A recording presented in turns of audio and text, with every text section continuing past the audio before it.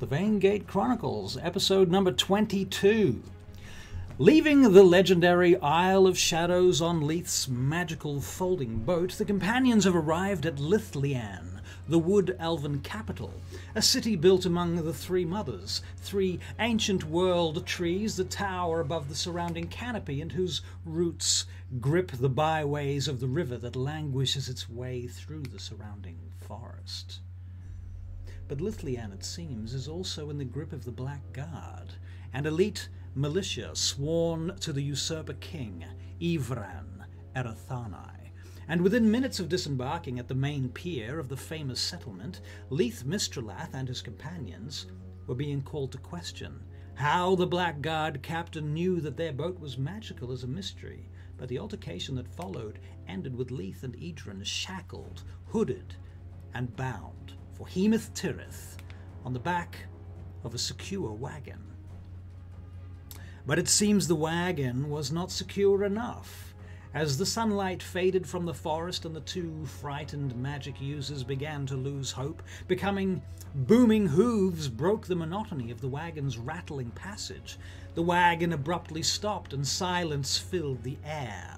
Finding their manacles unlocked, Leith and Edryn removed their hoods in time to see an equine shape, possibly a black unicorn, matching the description of Leith's celestial warlock patron, flitting into the trees, while their guards gently stirred in a magical slumber, soon to wake.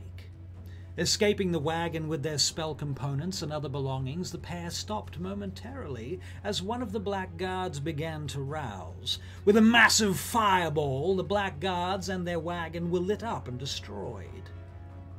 In the meantime, the others, Milford, Brixton, Adrik and Gudael, narrowly escaped incarceration, but instead found help in the form of Vashti Windwalker, Apothecary of Lith'Lian. Following a guide left behind and with the assistance of Tup, Edryn's badger familiar, all the companions are now about to arrive at the safety of Vashti Windwalker's apothecary shop, high in the boughs of the Mothers of Lith'Lian. Welcome to the Vaingate Chronicles.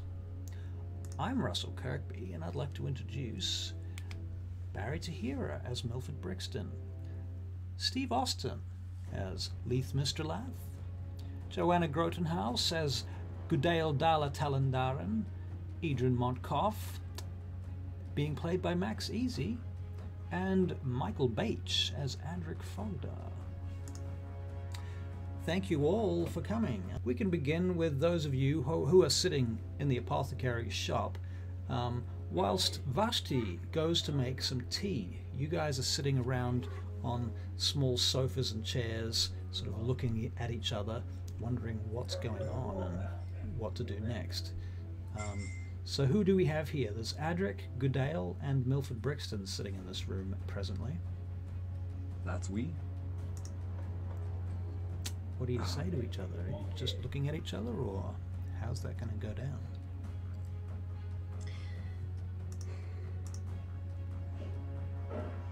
So, Nothing? before we leave eventually, would anybody like to get Leith's boat back? I'd like to get Leith back. Well, best case scenario, they're unharmed and they'll wind up in Hemethterith, and we'd have to go and speak to your dad, and then we can get him out of there fairly easily. But I hope fairly easily. That's my optimism. But I think he'd like to have his boat if we were to do so. Yes, that's a good idea.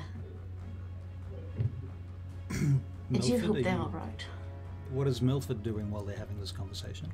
You're not gonna get the boat back. You know that, don't you? No, I don't. That's why that's why I said it. They gather magic for the king, you know. I know that, but well, I'm sure he's got a spare dozen folding boats. He doesn't need another. Vashti returns with a tray and begins to pass out cups to each of you. 3, and then she begins to pour hot elven tea. Mugwort. I wish I knew what mugwort tasted like, or even what it looks like, because I have no frame of reference for this. There you go. Well, you can Google it. This is true. I have the power. This is the future. We live in the future. Mugwort. Literally. So while you're Googling mugwort, Edryn and Leith, you guys come staggering back into Lith'Lian from the trees. And you look around and you see there's very few, there's like a couple of guards standing around where the boat is. They haven't seen you because you're obviously quite careful and not morons. But there's a lot less guards than there were when you left. However, there is a young boy there looking around, and you see Tup is there too, Edryn. The boy is looking around and seems to be sort of looking around a little anxiously. You guys can make insight checks, please. Bing. Insight. Yeah. Oh insight. yay, that was almost an 18, but it's not. 16 from me. Okay, so 16 and a 6, was it? Is that what I'm seeing? Yep. Okay, and Leith, you're the 16, is that right? Mm-hmm, that's correct. All right. Well then, in that case, Leith, you're a little bit. You're wondering what this kid is looking for, and why does this kid look so anxious, and why is he standing sort of moving towards the boat and hanging around near these black guards who, to all intents and purposes, are quite dangerous? I'll call down Al and put him on my. Does he look quite young? The owl or the boy? No, the boy. Sorry. Yeah, he's quite young. He looks like he's the equivalent of a 10-year-old human child, but in elven terms, he must be 40, 30, 40. Okay, I'll sort of put Al on my arm like a hawk or something like that, and sort of just lean down to the kid and say, "Oh, is everything all right?" He looks. He says, "Are you Mr. Mystralath?" Why, yes. Yes, I am. Milady Windwalker asked me to collect you and your companion, if you were to get out. Windwalker?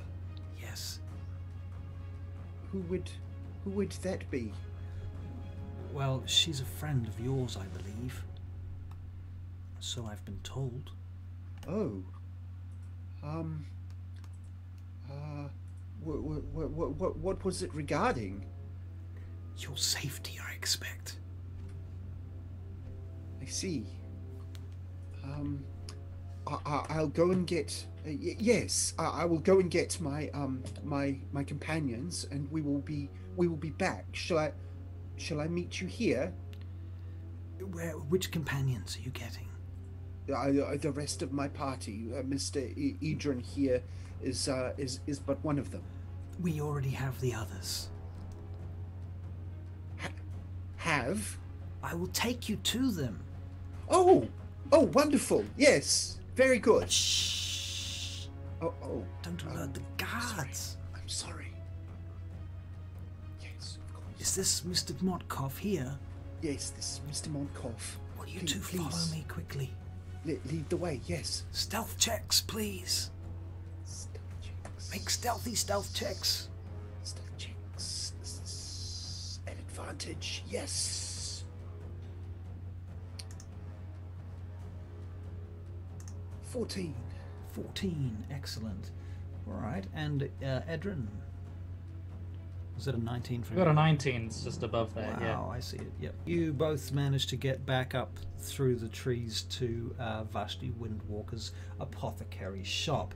So as you guys are getting your tea served to you upstairs, there is a knock at the door. And a young man comes in, followed by Leith Mystralath and Edryn. Hello, friends. Yes. Hello.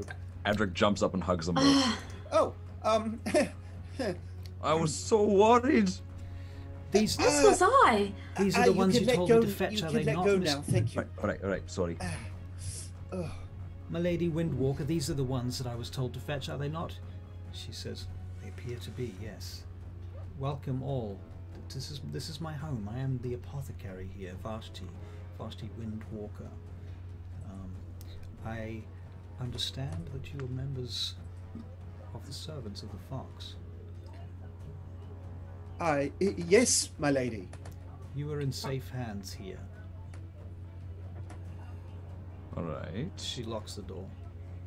Thank you so much. Excuse me, now I can slap Leith back of the head. I have had...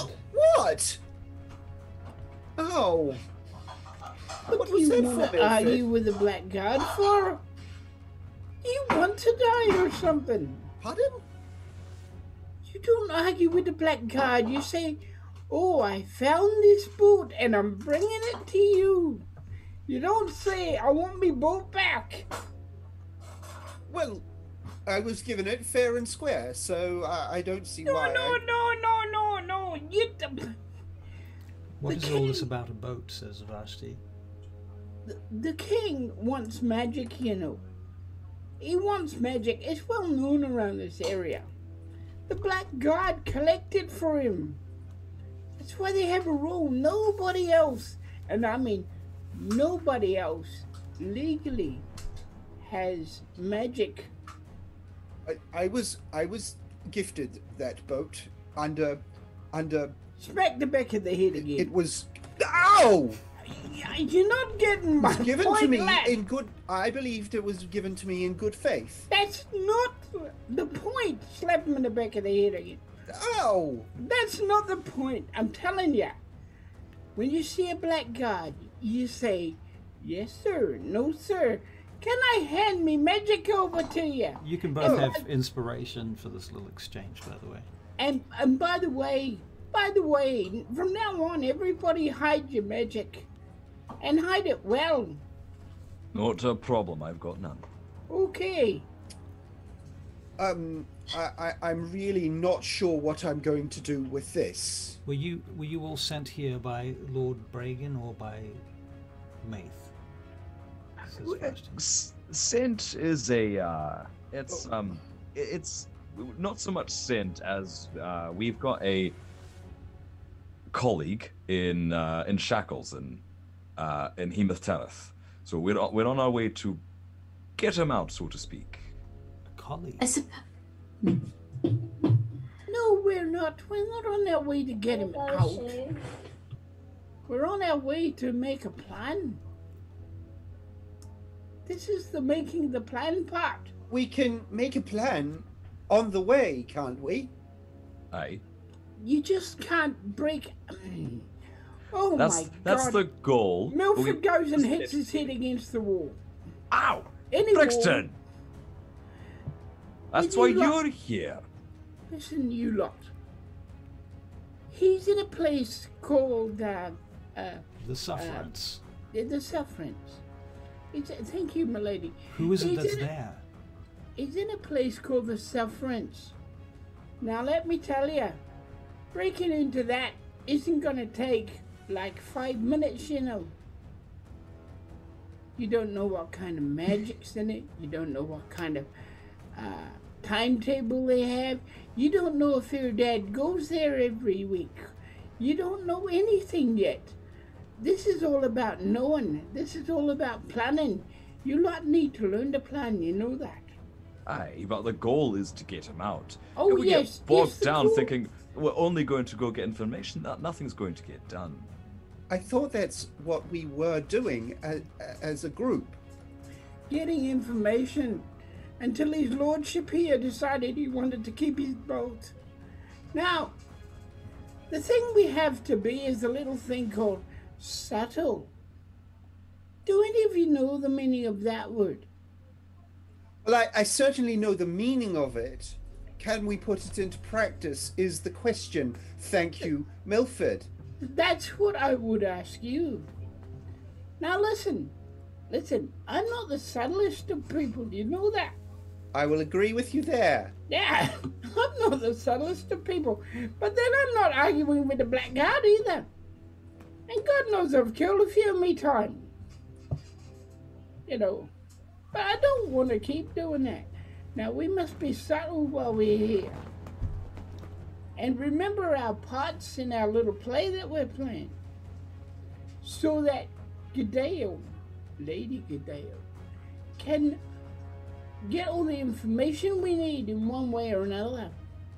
I don't even know if we can break into the Sufferance, to tell you the truth. It is one of the best prisons in this world, you know. Out of game, it's not one of the best prisons in the world. It's the most impenetrable fortress prison in the entire world. Excuse me, but it won't be when I break into it. Now listen, I don't know if we can pull this off. But if we can, we gotta be subtle and we gotta be slow. It's better. There's no rush here, Brixton. No rush. No rush. Okay, as long as we all realize that now. Now, I'm gonna shut up and let you fellas talk.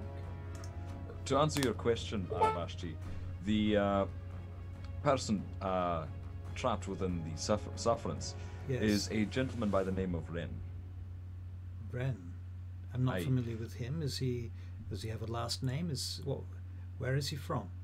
His name is Gallandel Wren Talandaran, although he's not Talandaran by birth. He is a Blackguard. Why are you going to save a Blackguard for? This is absurd. We have reason to believe he's also working for the Order of the Fox.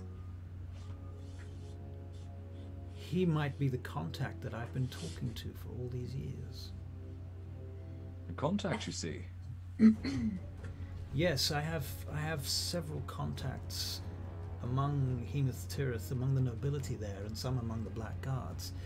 I've had a particularly excellent spy among them for some time, whose name I've never been sure of.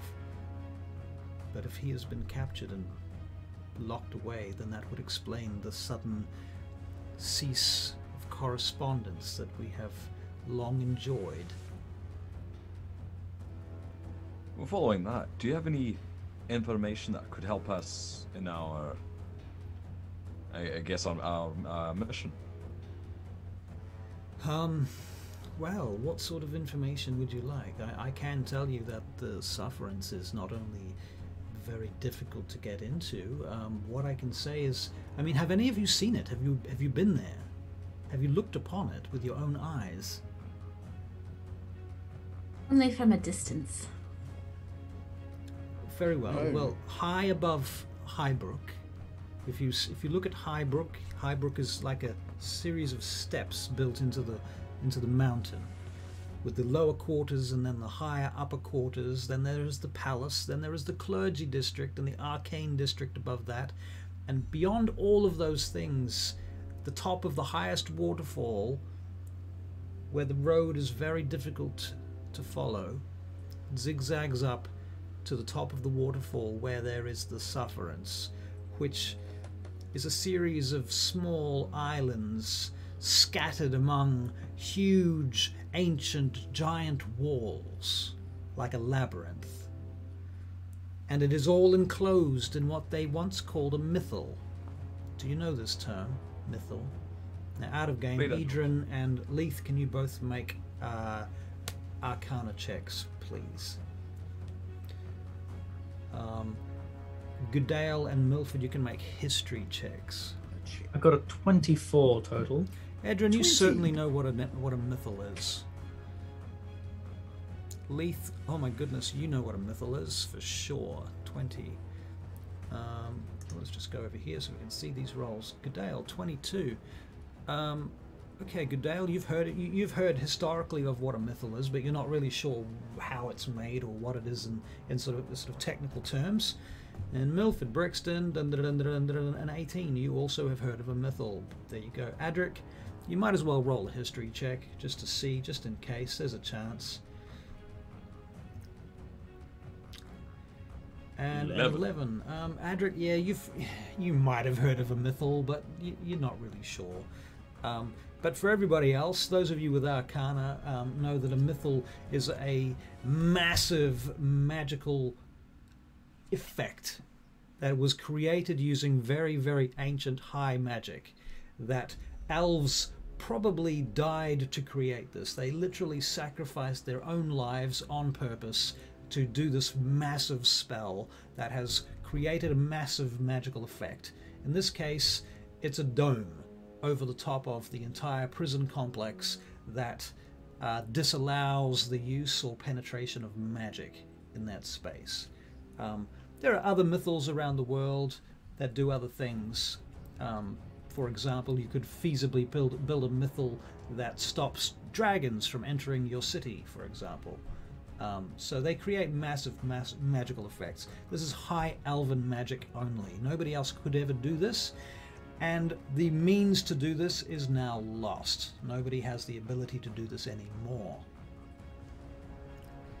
So those of you that made history checks, you only know of the effects of it. Those of you that did arcana checks, you have some clue that people literally sacrificed their lives to make this happen. All right, does that explain the question? Aye. There we go. Sure it does. All right. So she says, and it is surrounded and built into a mythal. This is an ancient place, built first by the dragons, converted into a prison by the most ancient elves, in order to keep their enemies and their exiles secure. Do you understand? I've got a fairly good idea now. There are creatures there, guardian creatures. So does that mean that, say, a mage was imprisoned there, they wouldn't be able to use their powers? Of course, yes, that is precisely the purpose of it. So that is to say that the guards are solely the slash and tackle type. Well, curiously enough, the mythal has keys. That makes sense. That would make sense. So if we were to enter, not under duress or anything like that, we would be rendered magicless. Magically impotent, yes. Impotence, a nice way of putting it. I hate to say, but that seems to be the truth. I know this too, that within the confines of the Sufferance, on these many islands, the prisoners are kept on these islands where they are given the materials and the tools with which they can build ramshackle accommodation of their own, huts and the like. They tend their own gardens, they are brought seeds and gardening implements. Occasionally, if they spend enough time, their chickens, so they can raise chickens and have eggs and that sort of thing. But it is designed to teach the inmates to be self-sufficient and to find some form of inner peace after whatever turmoil has led them to their crimes. It almost sounds a bit peaceful. I understand that there have been prisoners who have been released from the Sufferance that have refused to go.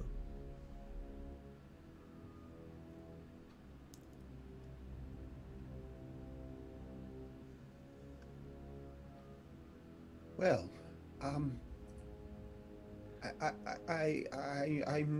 not sure. Being my primary use in the group as a spellcaster might mean I can't really contribute to much of the of what we might face here. Oh, Unless we of course manage to you get our can. hands on some keys.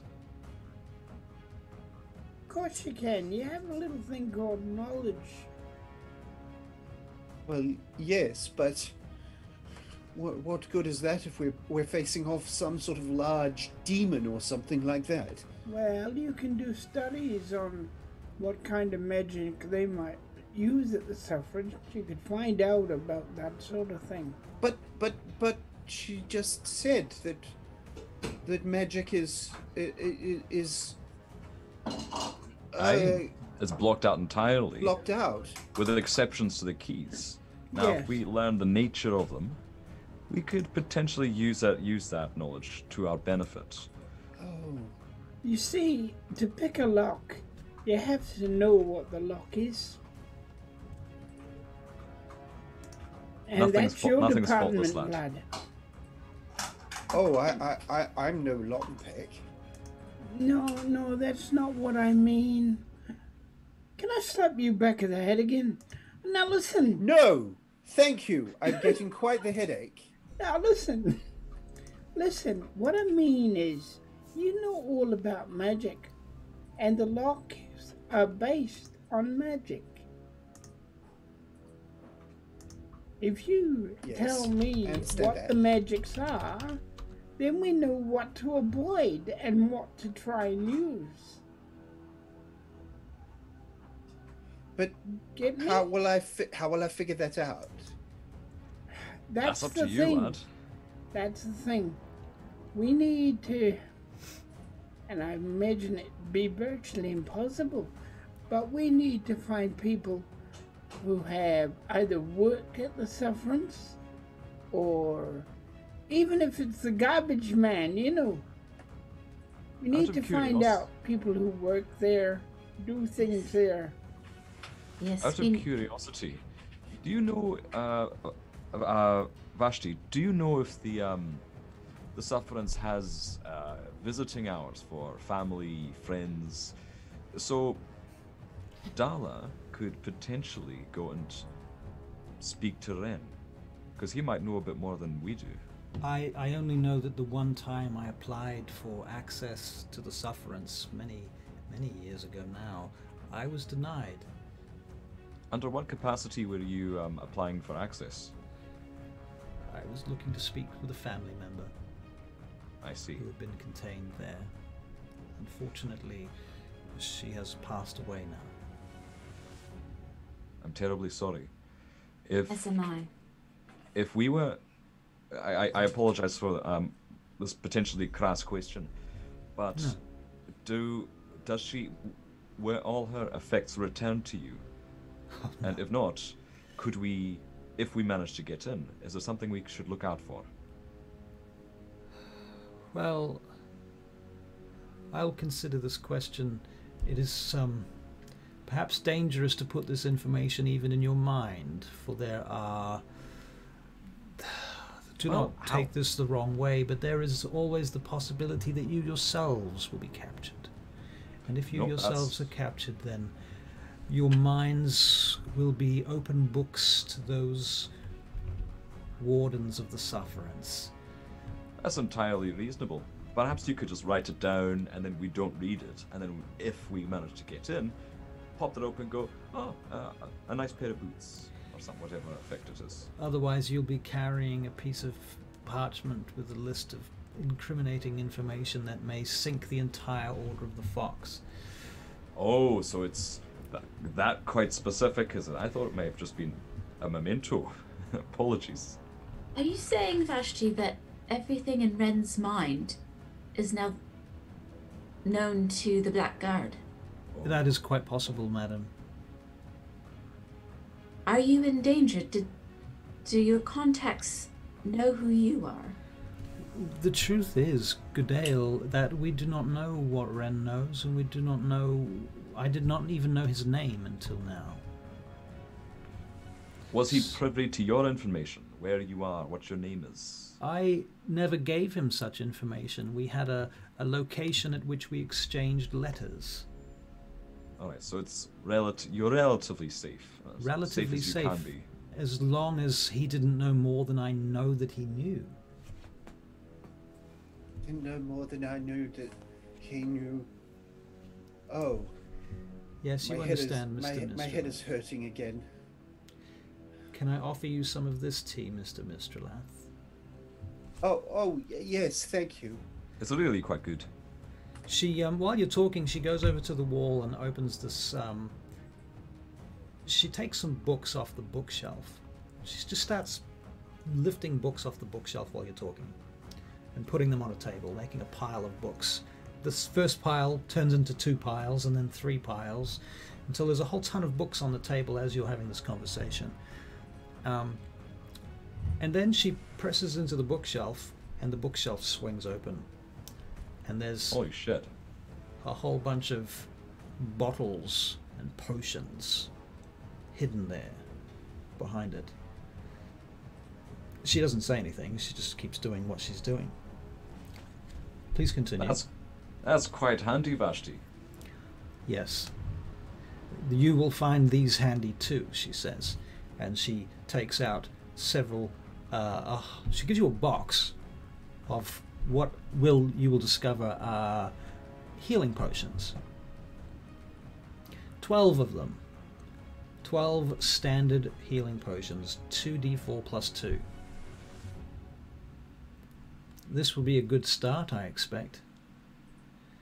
Now, I can make other things too. If you're looking for potions, I can help you.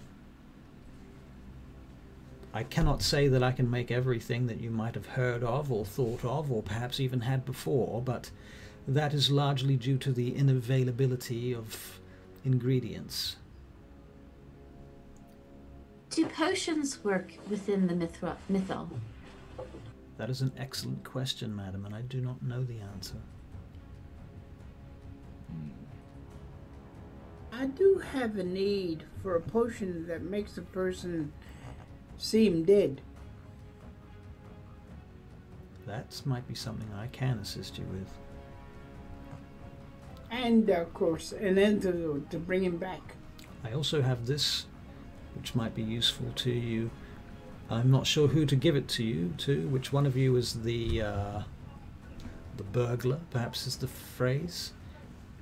And she says, that would be me in all my chainmail. As you can see, I'm quite stealthy and I do not make any noise. Oh, don't be silly! Don't be silly, Mr. Adrik. It's most certainly Milford. That would be me, milady. Milford, is it? Do take this. This is a potion of invisibility. It has but one dose. It might last for an hour if you're lucky. If you attack something with it, it will immediately fail. Of course. And of course the Sufferance will probably have something to deal with that, won't it? Well, I should suspect that your best course of action is to use it in order to find a key or do whatever it is that you are planning to do in order to fulfill your plan as your plan emerges. But I do not think that this is the plan for you. Every little bit helps, milady. Indeed. It Every might little aid you in an escape, perhaps, or some other mission. In any case, take it as a Thank you. gift. Thank you. Is it fair in assuming that you don't... You know quite a fair lot about us, I imagine. But is it fair in assuming that you don't know our individual specialities? I know very little of you. I only know what Maith has sent me a message to say that there would be a small contingent arriving. I'm surprised to hear that. From his camp. Well, my particular speciality within our group is to be large and get in the way. To help with that, she looks down at you for a moment. What? To make a fairly long story quite short, I have somehow become attuned to giant magic, and I can emulate them to a degree. I see. How So fascinating. and I could do that several times a day before I wear myself out. To help with that, we managed to get our hands on these, and he pulls out his last remaining potion of enlarge. It just gives me a bit more utility. And from what Gudael Dala said about the potions potentially maybe working inside the mythal, would you happen to have one or two of these potions of enlarge lying around? Not Just lying around, my friend, but if I've given them for some hours, I might be able to reproduce such a thing. If I can identify the Here you go. ingredients. You're better off. We got a better chance at knowing the ingredients if you have a sample. Yes, if you give me this to keep for now, I will look into it. And perhaps Go you can right ahead. return to me in a week or so, and I will have perhaps analyzed it to the point where I can identify the ingredients, and then we can find those, and then we can make such a potion. If I cannot just buy them, the ingredients might exist in the common market, but... Completely reasonable. I don't... team, I'm not sure if we can stay here and wait for a week. Well, so, I suggest that you go to go about your mission in Hemethterith and return. It is not far. Oh, I see. All right, then that shouldn't be a problem. Probably just do it myself then. You can return here in perhaps a day and a half, if you know the ways. Easy enough. Yes, very good. Which ways are these? The pathways to the road, the horseshoe. Do you know the horseshoe? It is. Its true name is the Hemethterith Highway. Yeah. And how long on these pathways is it to Hemethterith? A day and a half, madam. Excellent. It's shorter coming back. A day and a half, I would say, coming back. Maybe a little longer getting there. On account of it being uphill? Yes, quite. Very good. Yes, it may be good for us to go on a reconnaissance mission to see if we can find any allies in the city. Hey, that's a damn good idea, Dala. Yes, that is a very good idea. Now, before we left, would anybody, and he says this looking particularly at Leith, would anybody like to get our boat back? I very much would, yes. Miss Talandaran, if you'll excuse me, are those the colours of the Daughters of Twilight that you wear? Yes, they are. You are, of course, aware that there is a large chapter in Hemethterith. Yes, this is true. Yes, we could speak with them. You will find them to be allies in your cause. However, you must be careful not to put them in a position, as a member of the Servants of the Fox, do not put them in a position that they cannot hold. They must remain, their activity must remain within the laws of the land. But this is not their land, and they have their own laws and their own lands and their own agendas. They will not give you away, but they cannot openly support you. Indeed, that's part of the reason why I hesitate to call on them, but you will find that you can flee to them if you are ever in trouble. True. They must provide you with safe haven. That is one of their duties. Yes. Ren mustn't have been able to get to them in time. Well, Surely. Yes, I should think he was probably immediately caught and arrested, perhaps off guard. Talandaran, you say his name is? Yes, that's correct. He is not the son of Ilandor. The bastard son of Ilandor? Bastard son? No, he's the adopted son. Oh, forgive me, adopted. I see. And what was your name? My name is Gudael Dala Talandaran. I am also a child of Elandor Talandaran, but I assure you I do not share in his practices and ethos, and I have also sworn an oath to the Order of the Fox. I see. How curious. Yes. So for you then this mission is of particular import. Yes, I would say dire import. I've only recently found out about my father's activities, the extent of what he's doing for the king. You poor child.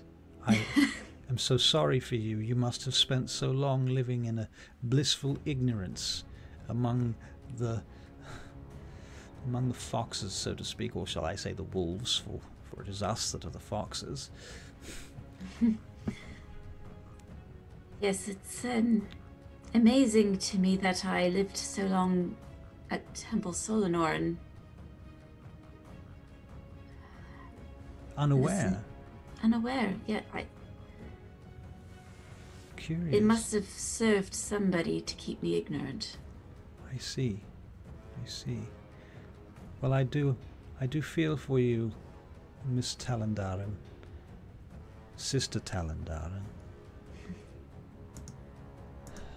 I can only hope you have the best of luck with your mission, but I must say you must be prepared to fail, for this mythal, this place, the Sufferance, it is a dire, dire place, and few, if any, have ever escaped. And it is a many thousand-year-old structure.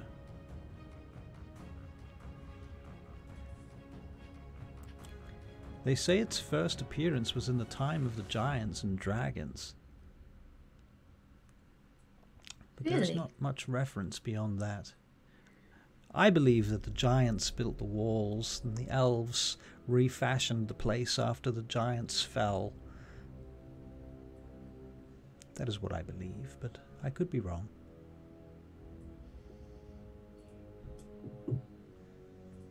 Well, would anyone else like some more tea? She begins making another set and pouring out more tea to people. Oh yes, this is rather helping out with that blunt force trauma headache. Very well. Very good then. She passes out more tea. And is anything I can do for you, Mr. She leans into you, Edryn.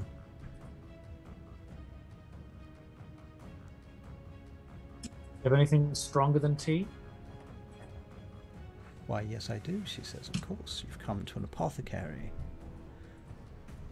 And she pours you out a cup of something that smells absolutely fucking disgusting.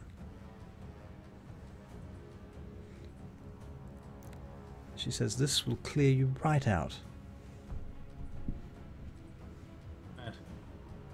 Very good. No, I'll just down it. Alright, can you make a Constitution saving throw?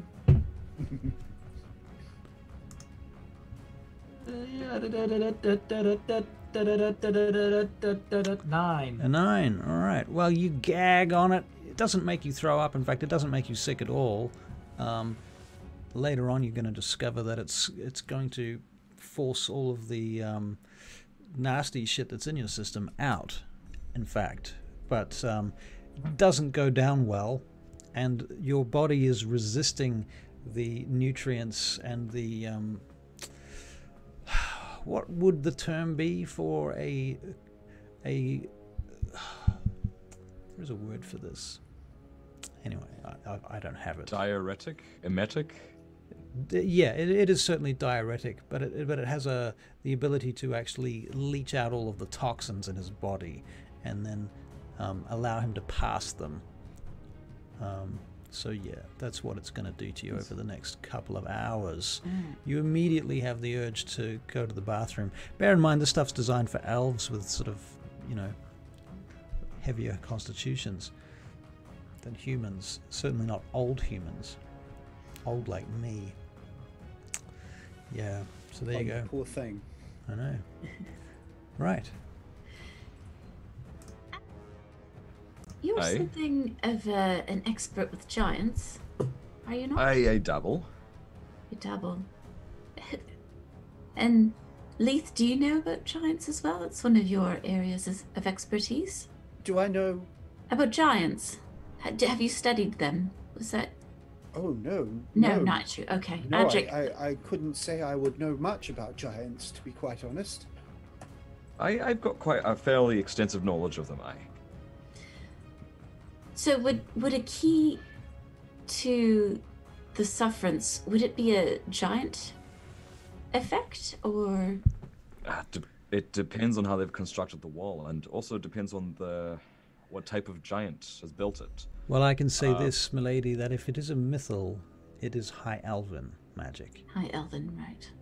The structure itself is giant, and there may be magic imposed in that too.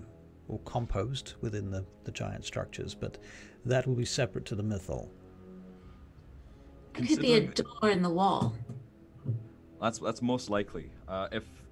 If I were to make an enormous leap in logic here, I'd assume that if there were such a key, the elves wouldn't be using it because it's physically simply too large. Even in my large state, too hard. Most even the meekest of giants is generally over 16 feet tall. So these keys that we're speaking of, they're physical keys. They're not. To the walls themselves, likely physical. To the mythal, from what Vashti said, these will be magical effects they carry on them. An assumption. I would imagine, says Vashti, that if there are keys to the mythal, they will come in the terms of passwords, or perhaps scrolls, or perhaps some item that can be carried, a shard, a stone. You won't know until you're given one. So our first call to action then, to locate them and find out how or what they are. And then someone could craft it, I suppose. Bear in mind also that the Blackguards, they have a very specific group of Blackguards that guard the Sufferance. They are not even called Blackguards, so to speak. They have their own titles and names and act as an independent order, whilst they all still serve the head of the Blackguards organization. They are kept separate from the Blackguards. Interesting. You know, one of the reasons that I failed to grasp the gravity and the intensity of the situation of the Blackguards taking magic is that my older brother Alar is actually a warlock, and I don't know how that is possible, that my father has a son who's a warlock and they are imprisoning magical folk. But he, being so close to father, may... Does he work for the Blackguard as an inquisitor? Inquisitor. Well, Dalla, I want to say that Dalla doesn't know that term. She doesn't know that term? Okay. So she well, might not realize that's how it works. Yeah, she knows that he does contract work. Right. For the Blackguard, but... Contracts. Yeah. Warlocks, contracts. Yeah, that makes sense. Well, sorry, that's a... out of game, that's a real world term. For sure. Yeah. But it definitely describes the situation. Yeah, so, yeah, Alar, as far as you know, he works with the Blackguards from time to time. Your father uses him quite often to essentially track down and hunt enemies of the state, who have always been painted in the most vile terms within your household. Mm. You know, of course, they're always described as insurgents and terrorists and evildoers. Orcs. Orcs. Yeah, orcs as well. Yeah, for sure. For sure. Yeah, so that's how you see things. What's Milford doing during this conversation, Barry? What is his thoughts? He's listening. Just listening at the moment. And what is he thinking? That's what I'm curious about. He's thinking... he's kind of thinking...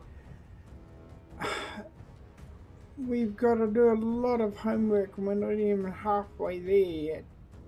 We're not even an inch to where we need to be. Because if the rumours are right, and he's heard a few, obviously as a thief, right? You don't get treated nice. I mean, the islanders make it seem like they have a wonderful time, but there is torture and agony and stuff like that too. Right. So the rumours say. Okay. And mind fucking as far as he's heard. So you know, they've kind of got to move fast, but not move fast. So he's, you know, figuring that all out in his head. Right, fair enough. Leith, what are you thinking at the moment? Wondering, listening very intently to the conversation because the Blackguard are being brought up, and wondering if it has any bearing on the way his parents brought him up, Right. because they were very much had a very much an association with the Blackguard. Right. They were your upbringing was based on a project of the Blackguards.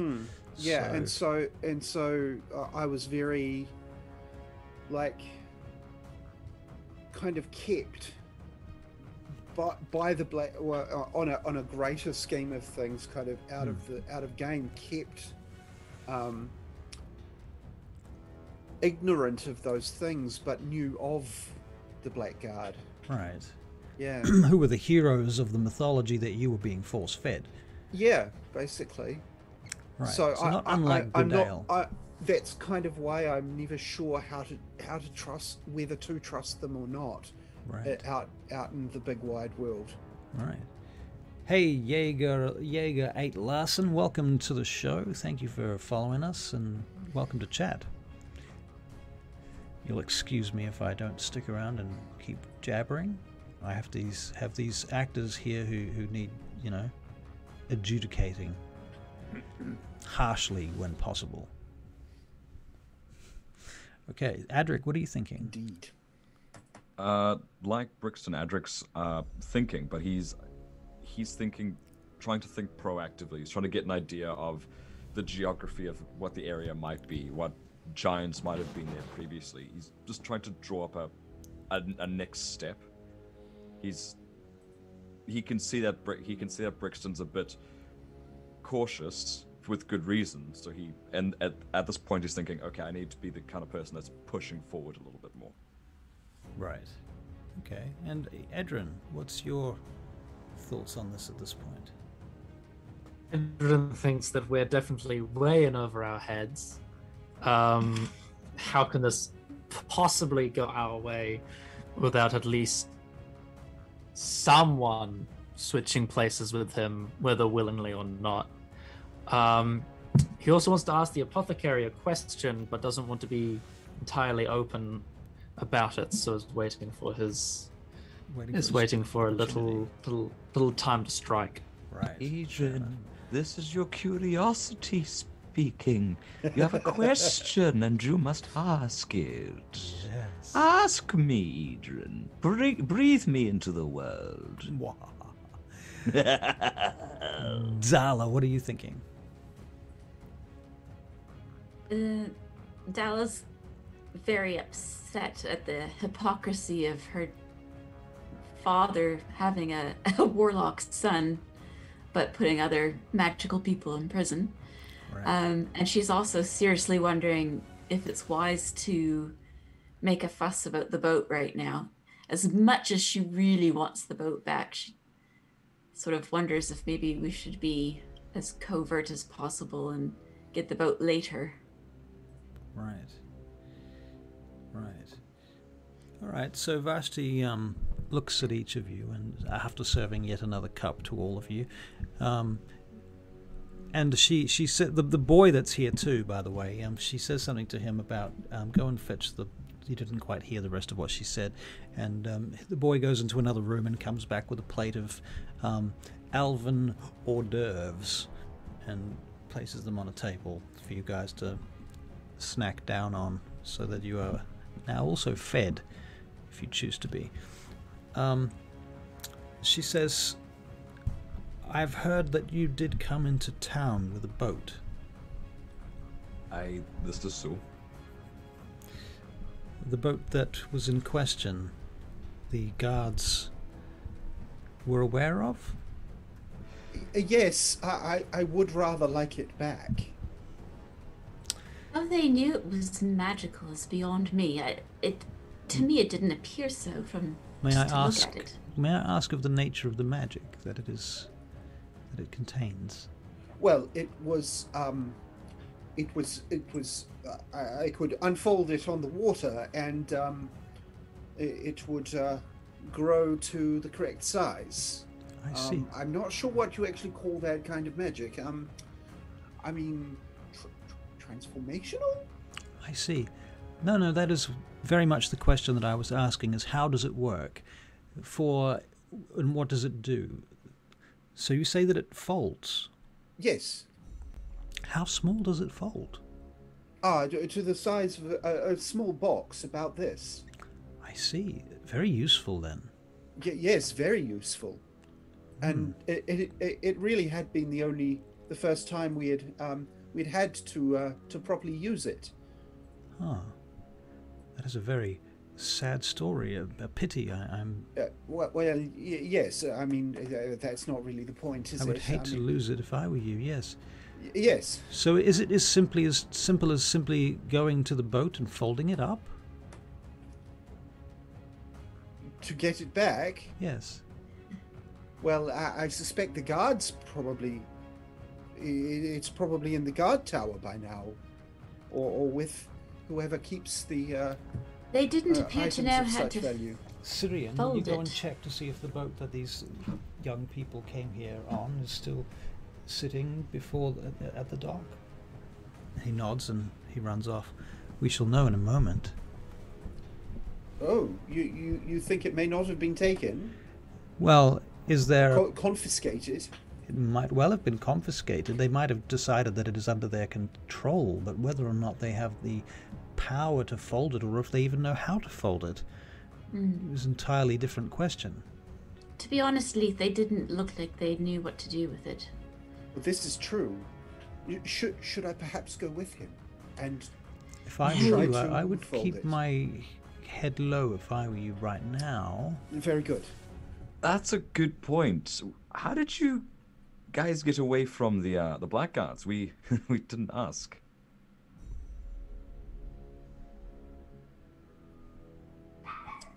Edryn apparently has gone to the bathroom. A little bit of and he holds up the staff and says, creative license? Right. No, well done. Very well done. Yes. So we can assume that we've got no one looking for you. No, Excellent. those guards are very much dispensed of. You dispensed with those guards. Well, that is a cause for celebration, but also a cause for concern. Why concern? Yes. Well, allow me to explain, Mr. Is it Fogdar? You Aye. said? The Blackguards will seek retribution.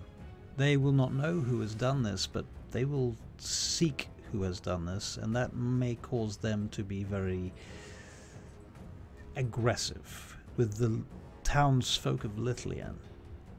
More aggressive. More aggressive. Than they have been. Indeed. They may go so far as to just take some punitive actions on some general and random individuals of the city. It is not unlike the Blackguard to take such actions. They like to rule by fear. If they cannot find the culprit, they will choose a culprit. I wouldn't like to see people hurt on our account. You will have to live with this fact, Mr. Mystralath. As a member of the Servants of the Fox, many will suffer due to our actions, despite our actions being those of the emancipation of and freedom of our people. I see. I should maybe have thought a little bit more about my actions before I quite so swiftly dealt with them. It is also the Blackguard's actions to take retribution on the people, Leith. It's not your decision for them to take retribution. You have made action, and they have made the conscious decision to harm other people, so you cannot be blamed for others' decisions. Well, yes. That is part of the consideration, yes. Thank you. And what, Edryn. you were just meant to go along with it? No, that's unjust of them. So you've both done remarkably. You've done what few people can do, I assume. So you should be very proud of yourselves, despite what may or may not come. Yes. Thank you. I guess we should. Well, what should we do?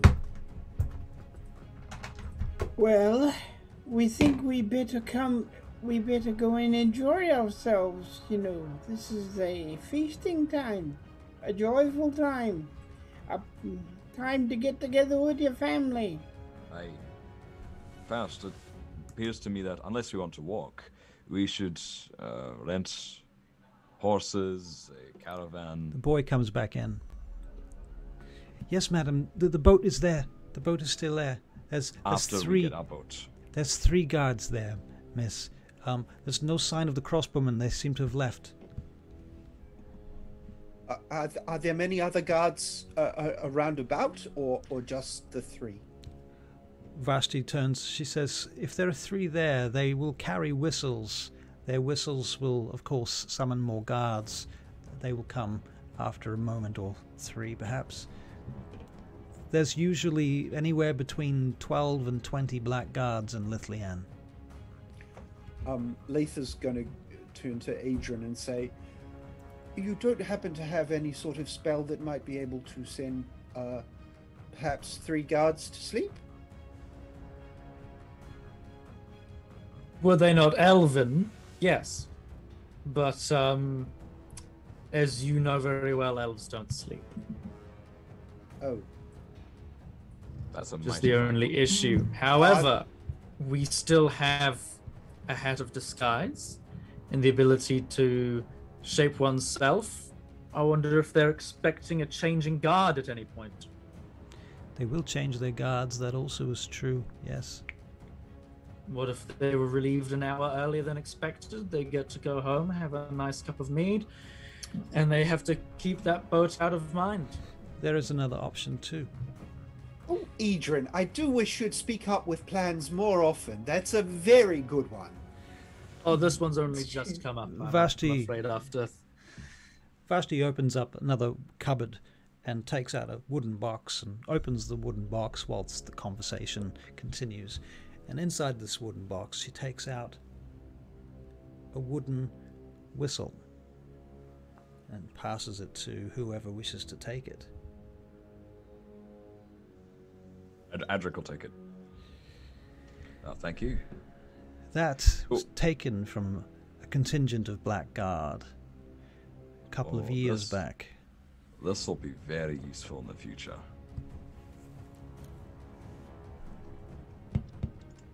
Would these guards know that Ren is in jail? Would they know that Ren is in jail? Perhaps.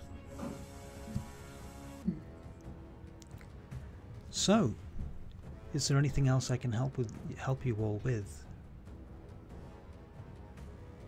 No, I think you've given a lot, remarkably. It's been very kind of you. Deeply appreciate the help. Yes, and I think the specifics of whatever we come up with, it would be good for your sake if you had plausible deniability and were not in earshot of our plans. I will tell you this much. I will send someone to watch over you. And for the sake of what you've just outlined, plausible deniability, etc., they shall not make themselves known to you until such a time, or unless such a time as it is required. That sounds good. Very All right. good. Thank you. Right. So what's our plan then, guys? Should one of us run to the other end of town, blow the whistle, and summon all the guards, while the rest of our party grabs the boat? I do believe that it's probably best that we get our hands on it sooner rather than later. Just because they don't know how to put it away now doesn't mean they won't forever. And on our way back, we will definitely be in need of water-based transport. Yes. Got an The- idea. Aye, I've been sitting here thinking about an idea. that's what you're good at, Brixton. Put the head on. Remember my Blackguard armor that I took? Remember that armor? Yep. Okay. So do I look like a Blackguard then? You can make yourself look like a blackguard with your hat of disguise. Indeed, you can. Give me the whistle. Give me the whistle. All right then. Well, as you wish. Now, Leith, Yeah, I want yes. you to shut up, all right? All you do is shut up, Oh, and you say yes, before sir. we... You say yes, sir, to everything I say. You understand? Before I do that, Milford, Oh, Would this my be- God. would this Go on. be... All right, I won't. Before we start any of this, I think I left something in the apothecaries, so I might just quickly run back and grab that. You're still in the Right. apothecaries, aren't you? Have you left the I thought apothecary? it'd be good to. I thought we agreed that we weren't going to discuss our plans within earshot of her. Right. We aren't discussing our plans in earshot of her. Okay, so you've left the apothecary then, and you're standing on the Ewok City bridges In the shadows. in the shadows among the tree branches. All right, fair enough. In that case, I am going to go back to the apothecaries because I left something behind. So please do not continue without me in planning, and I'll catch up. I just need to. I forgot have something two with the questions for apothecaries. you too. Where is Tup and where is the owl? Whenever I'm outside, the owl is with me. So while we were inside, the owl was sitting on the top of the Right. house, probably on Yes. top of the chimney. And Okay. when we got picked up by the little boy, Tup would have stuck with me. He would have either climbed on my back or into my bag. So yeah, just to be clear, the shop itself was built into the tree trunk, inside the tree trunk. But there would have been like a post outside or a sign outside that says apothecary that the owl could be waiting on. Okay, and Tup is with you. Okay, cool. All right, Yeah. so you guys are basically hanging out generally in the treetops on the byways up there. With the owl and Tup. And Edryn goes back to Yes. the apothecary, knocks on the door, I Yes. assume. Yes, please. Okay, the door opens. Ah, Mr. Montcoff, was it? Yes. I believe I left something in here. Do you mind if I come in? Of course. Quickly, though. She opens the door Come and in. lets you in. Very good. What I left behind was actually a question. You as an apothecary, you are a master of potions and whatnot and materials. Perhaps. It's been said. Do you happen? What is the strongest poison that you know of? Poison. Yes. Ingestible, preferably.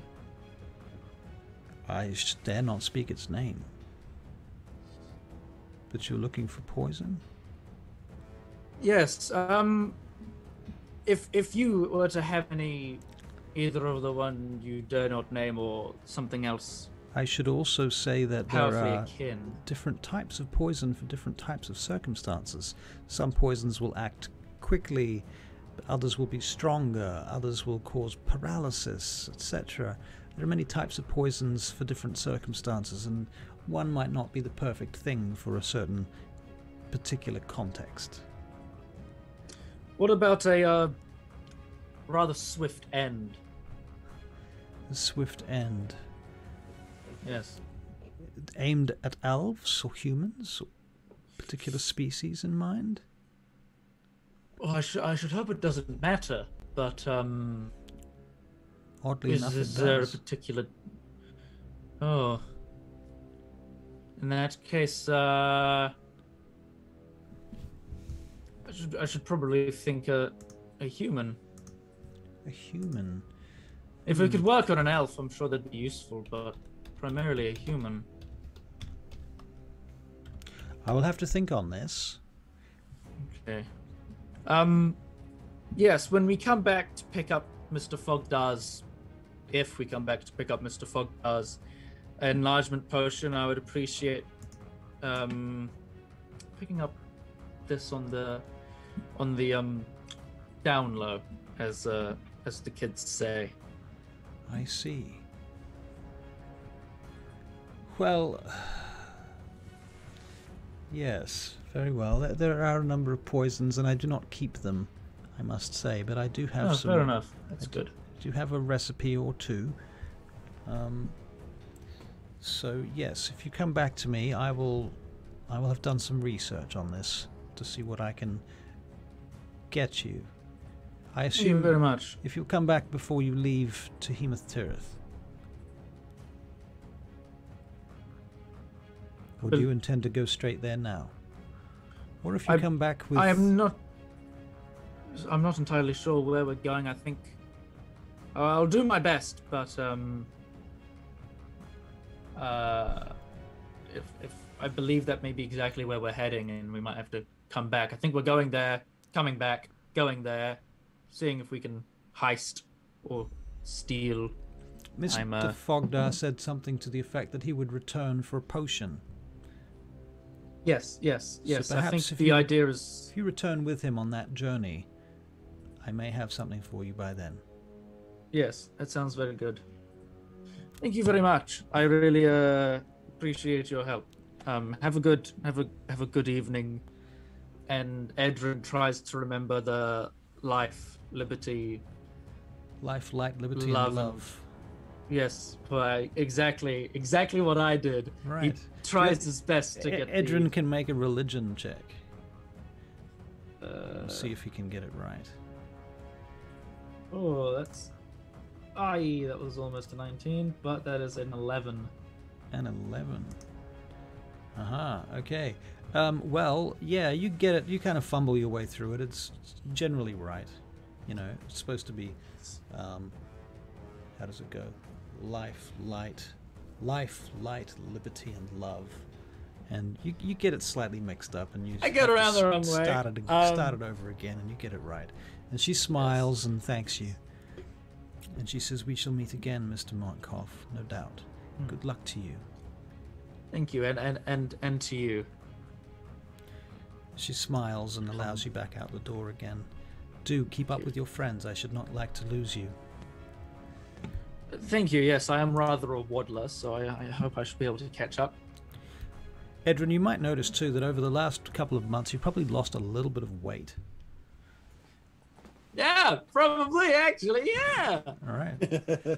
Edryn looking lean. Edryn looking. Edryn lost a few looking pounds. Gandalf-esque.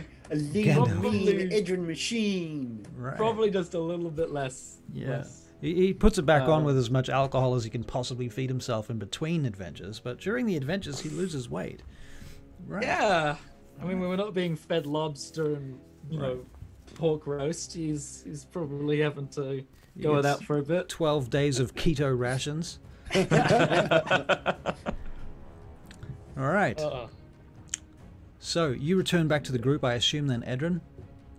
Yes. Okay. And what are you guys going to do now?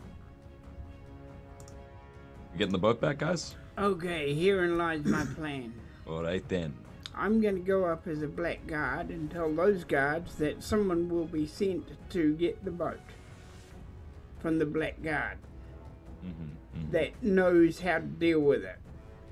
Then I will go away, trade places with you, my friend, and you will look like a Blackguard and go and fold it and take it away. Ahem. Yes, Leith? Oh no, I'm not allowed to speak apparently.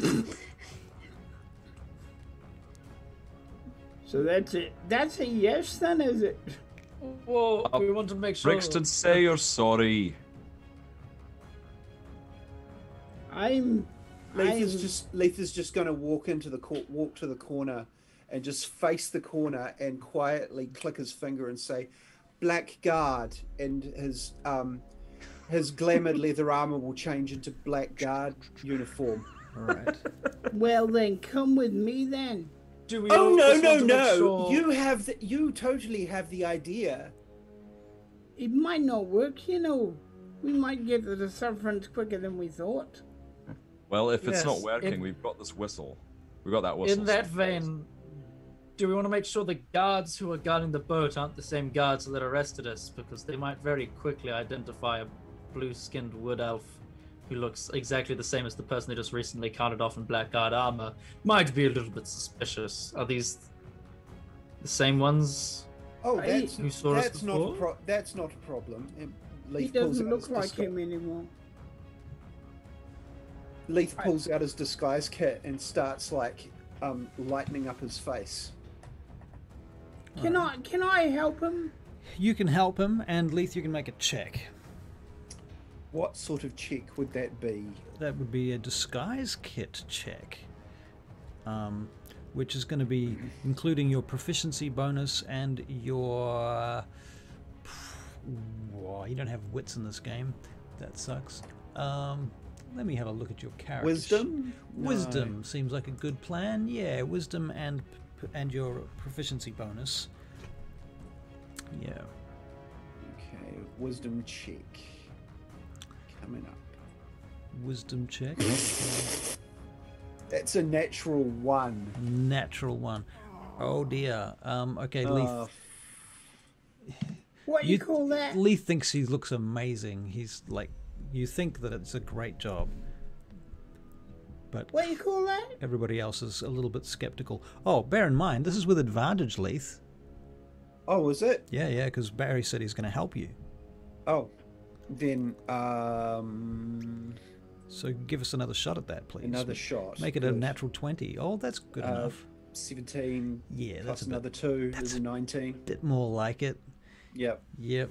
Yeah, so you were going to do it, and Milford basically was like, oh, how about you try this pigment instead? And, yeah, perfect. Yes, actually, that is good. Thank you, Milford. Anytime. It's good to see you guys getting on again. It warms the cockles of my heart, my dungeon mastery. We're not getting heart. on yet. We'll see if I get to the Sufferance because of this damn boat. Then we'll find out if I'm getting on. So shall we head down and try to... What do you want to do from here, Milford? I don't have a disguise. Is there a place for me to go in this little adventure?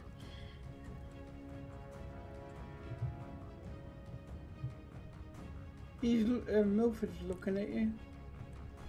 At who? Gudael. Good day. You could be a distraction, Gudael. Okay. What would you like me to do? Sadly, we haven't got any Blackguard armor.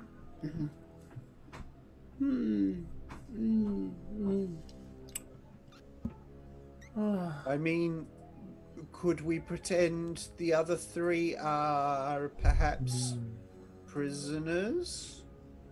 Don't potentially have to be part of the plan. We can just watch, just in case something happens. Well, this is true. Yes, I think it'd be rather simple to streamline. You two go up, tell them to bugger off, and we get the boat easy peasy. Yeah, more players, it's more complicated. Yes. Just watch in case something goes wrong, and then Gudael. cause hell. Gudael. Yes, Does our uniform look like? I feel like I'm at home. Really? Are you sure about that?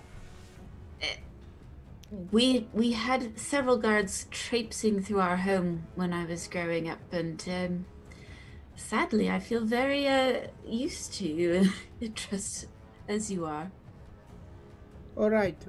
Now the next thing is, do they normally have papers for something like this boat? Do they?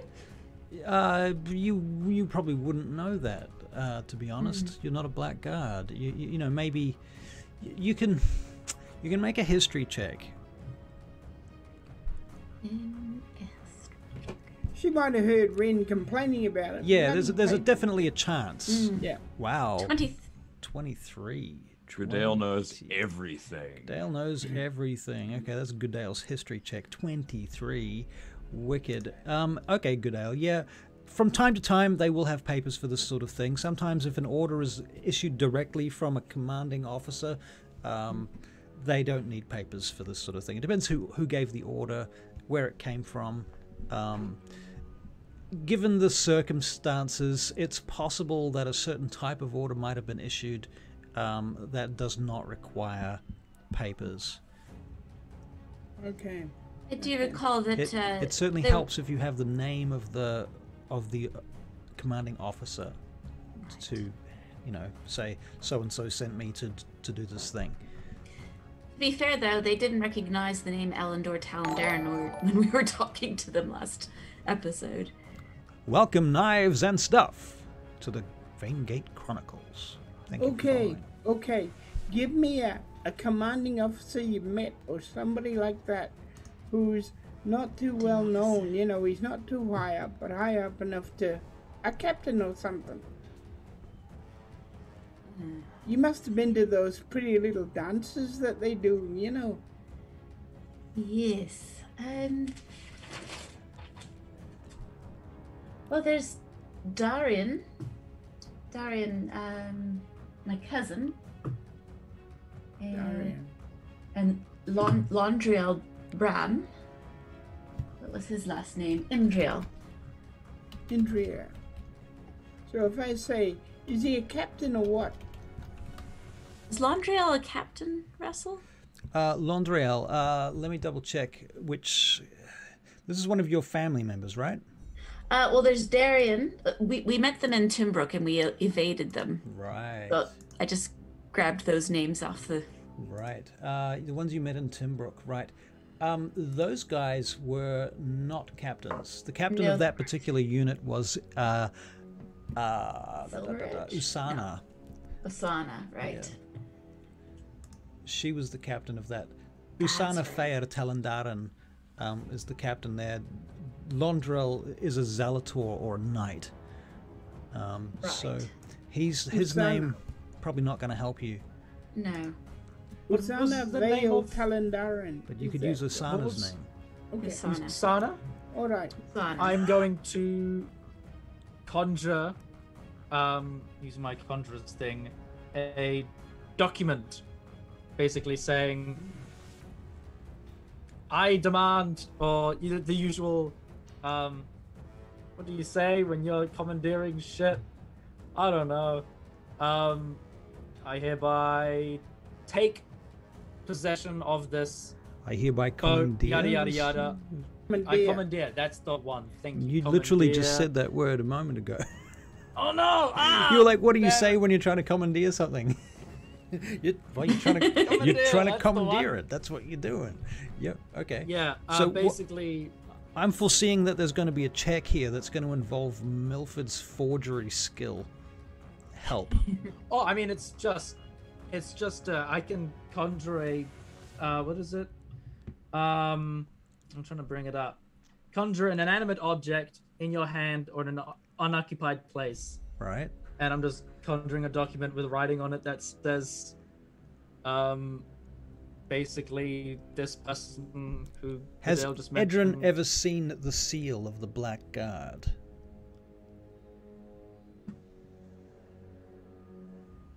Is it on Brixton's armor? Oh, is it on the armor? That is a great question. Yeah, you know I what? guess it would be. Because we've run into quite a few Blackguards. Yeah, We've seen at least 2 of them, and we've got armor in front of us. Yeah, that's true.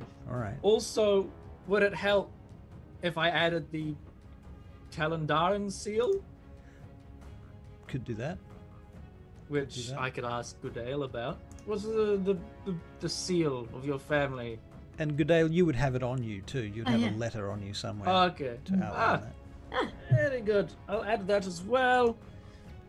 And I say, Brixton, I know you are a master of performance and deception, but in case they really press you for anything, I hope this may at least help. Don't use it unless you have to, but I got a 19 Yes. if that helps in forgery.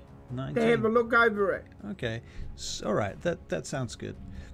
Right, so between you guys, you do a little bit of, thinking about this and examining it and tweaking, and you get this document that you believe is perfectly forged, as far as you can tell, to occur, to happen, to create this thing. Now, what are you going to do with it? And what are the rules regarding it, Edryn? Can you give it to people? Is it an actual object at this point? yeah, it's an inanimate object, no larger than 3 feet on a side and no more than 10 pounds. All right. The object disappears after an hour when you use this feature again, or if it takes or deals damage. Right. Okay. Um, So because you conjured it, Brixton- it's not an illusion then. No, it is the School of Conjuration, so it is a physical Wow. Okay, cool. thing they can grab. Brixton, do not hit Leith on the head with this. It will disappear. Thank you, Edryn. I appreciate that. Of course. So, yes, try not to use it unless you feel like you must, but here you go. It's just to help bolster our chances in case worst comes to worst. Right. Okay. So what happens now? We will Incidentally, make our way to the dock. there is a light mist forming in the air now that it is nighttime. We will make our way to the dock. All right. You get down to the docks. You walk down there. There's various people around. You see the 3 guards standing about. I assume Gudael and the others have found like a shadowy place to sort of. You guys can make stealth checks. Oh, sorry, guys. You can help each other with your stealth checks, though, so you can all have advantage on your stealth checks. Hey, I needed that.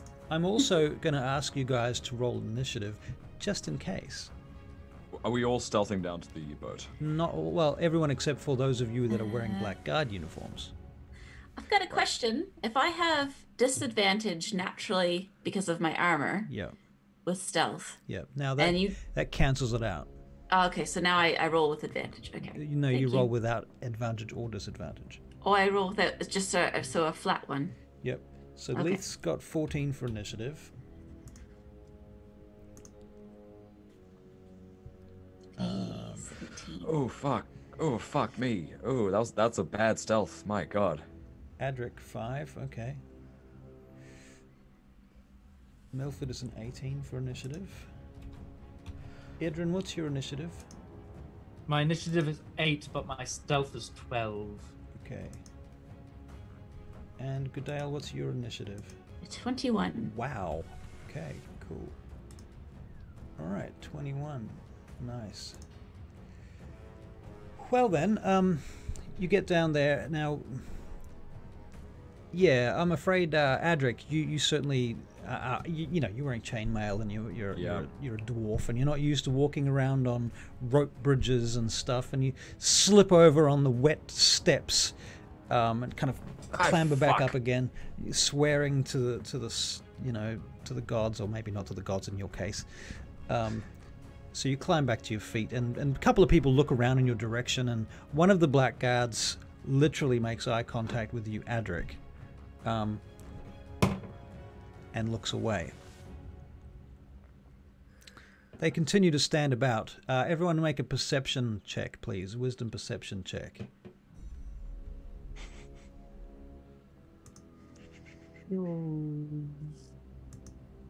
Perception. Oh my god. The amount of 7s that are being rolled. Man, we're getting some real boner rolls tonight. Owner rolls. 4 7s. That sounds like a food, but a very nasty food. Oh, right. Like spring rolls, but with bones.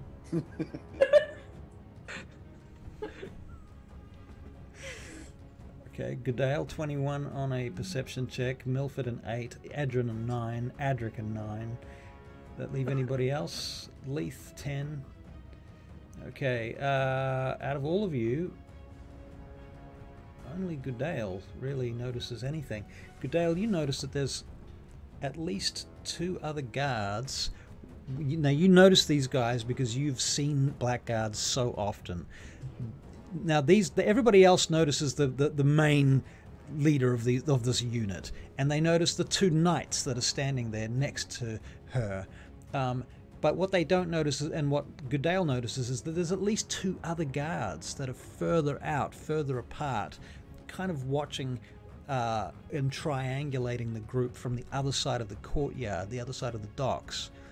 And those guards are lesser guards. They're wearing the flatter hats, the helmets that are designating them as normal guards.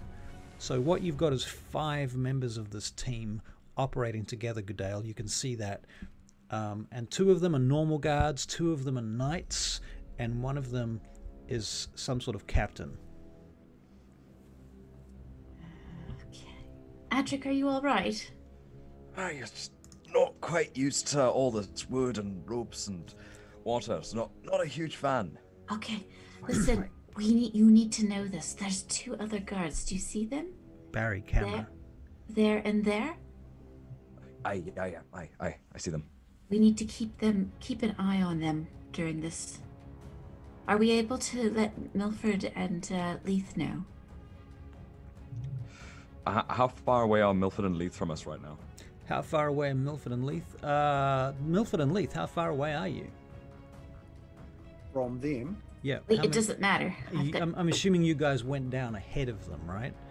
Yeah. These guys are watching from behind you. So you went down the steps onto the platform and onto the dock in front of everybody else. The other 3 are behind you, like, I'm assuming 60 feet behind you or something like that at this point. But you can adjust that. How far ahead do you want to be? How far behind do you guys want to be? I think 60 feet sounds about right, personally. It's a respectable distance without getting in the guard's grill. Right. And it doesn't make you... It means that you don't look like you're part of the same group. Yeah. Right. Clearly you're not. Sort of, yeah. Okay, cool. It's okay. I'll send them a message. I've got my message spell that I can use. It's also the distance of your dark vision. Yeah. Most of you. 120 feet. Yeah, Adrik. Okay, so you got message. You're gonna what? Milford. I'm sending him a message, so... Alright. And there's 2 other guards. Leith, there's 2 other guards, okay? So please be careful. Can I reply? Yes, you can. Which direction? To the left and to the right. Do you see them? They're triangulating. I'll try and just casually be looking around. Alright, you can make a perception check with advantage now because you've been helped. Milford, you can also make a perception check with help. That's a 12 for me. Okay, Leith, yeah, you see one of them. The other one's still kind of evading your vision somehow. Surprisingly. Nice. Milford, perception, 10. Okay. Unfortunately, Milford, you cannot see the other Blackguards. And we can't see you either. On screen. Get on the screen, god damn it. Alright. What are you doing? Let's have some action. I guess we approach. You approach. You approach. Alright, well you approach and you get close to the main 3 guards. And the captain steps forward. And she looks across to you and she salutes. It's kind of a Nazi salute because they're basically frickin' Nazis, these guys. Right. But their armor is just so aesthetic. Oof, oof. Yeah, that's true. Greetings. Greetings. Hello. I've been told by Husana to come down and deal with this boat. Some boat. Okay, can you make a performance check, please, Mr. Milford Brixton? Performance. And meanwhile, Leith, what are you doing? You're just standing there listening. I'll basically stand there just nodding my head and agreeing with them and trying to look serious. Stony faced. Yep. Okay. Well, because you're basically assisting his performance, I think he can roll with advantage. Ah, okay. I'm gonna Which is do lucky because he rolled a 7 and that was freaking awful and wasn't going to fly. Dun, dun, dun, dun. Oh, look at that. A natural 20. See? That's why you want me to roll your dice. Okay. So you come down there and you're like, I'm here on behalf of Usana Talandaran, blah-de-blah, and you give him... She tells me to come and get this boat, me and my companion. Apparently my friend has some idea how to fold it. All right. Yes, I am certainly quite proficient in such matters. Yes. Leith, can you make a persuasion check, please? You can have advantage because Milford is assisting you. 14. 14. Excellent. Okay. The guards step aside. And they move away. One of them says to you, so you know about this boat, do you? Yes. I'm quite proficient with such items. I will get these back to the back to base and put away. May I ask you a question, sir? Yes. I was just curious. How does one apply for the course? Course? What course? Well, obviously you've done the course. Otherwise, you wouldn't be part of the artifacts unit. Oh, yes, the course. I mean, talk to your unit manager. Commander. Yes, commander. I see. I'll do that. Thank you, sir. No problem. Just very curious. You must be. Is it a good position? You enjoying it? Oh, yes, I am rather. It's it has its benefits. Yes. Interesting working with all of those. Shall I tell my commander that we were just standing around having a chat? Yes. Forgive me, my lord. You're quite right, Yes, sir. We should be moving on. They all step back. Right. And now, Leith, you're going to go and fold up the boat, right? Yes. All right. Milford, what are you doing while he's folding up the boat? Keeping an eye on everything. Okay, after another Looking minute. serious. After another minute, that same guard comes over to you. So, you work with this fellow too. Are you part of the same unit? Do you always work together? You chat a lot, don't you? Oh, forgive me, sir. I'm just curious. I'm just interested in joining the unit. To be honest, it seems so interesting. You seem like an intelligent lad. Maybe I could put it in word for you. You got yes, a name? please, sir. Yes, of course. It doesn't really matter. He gives you an elven name, and you're familiar with it. Familiar as in you know the last name. Was it you that was intelligent enough to have those guards hidden away up there? Oh no, sir. That was. It points to the captain. That was Intivar. Ah. Forgive me. And I'm thinking in my head, well, that's 2 names I have now that I can use. Right. All right, Leith, you fold up the boat, and you turn around and you're ready to leave. Come on, let's go. Yes. She'll be impatient. Yes, she will be very impatient. Yes. Everybody, the unit that's already there, they do the standard saluting and goose stepping maneuvers that they are required to do. You guys can make performance checks, helping with advantage to properly mirror their. Okay, Leith 7. Okay, so there's a bit sloppy. And I'll roll for you, Milford, eh? Yes, please. Yeah. Oh, but it is with advantage. But you did roll a 16 on your first roll and a 7 on the second. So, yeah, 16 for you, Milford. Yep. There you go. Okay, so, Milford, you probably noticed that Leith is a bit sloppy too. On his. I told you shouldn't have had that drink. Let's get going. Yes, you're quite right. All right, and so you march off. And the group watches you march off. And they are coming back towards you, I assume. We'll Adrik, go Gudael, up to them. They can stay put until we're well out of sight, and then they can march So up. you close the 60 feet back to your companions, and now you're just out of eye shot and earshot of the guards. You're just around the corner of a shed. All right. Let's get out of these. Makes me uncomfortable. Knives and stuff asked if Milford is snorting coke back there. He does suspiciously hide off camera a bit. I actually am. Right. Having... He leans out a shot like this and goes. That's why you're always leaning out of the shot. Now we know. Now I know how you're such a good actor, Barry, because you do coke and it just fuels you. Right.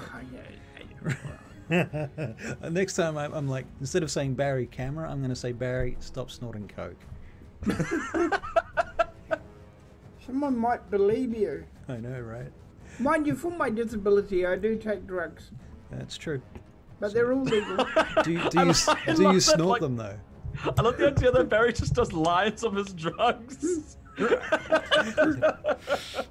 Right, perfect. You could try snorting these. No. They don't go Oh, very No. Those are candy. Those are candy. Yeah, That's just the love candy. Right, so... that's why I have so few dice. I just eat them. Alrighty then, so you guys managed to evade the Blackguards, you get your boat back, and now what are you going to do? Chop chop. Well, that was very well done, gentlemen. Most impressive. That was rather heart racing, actually. You did brilliantly.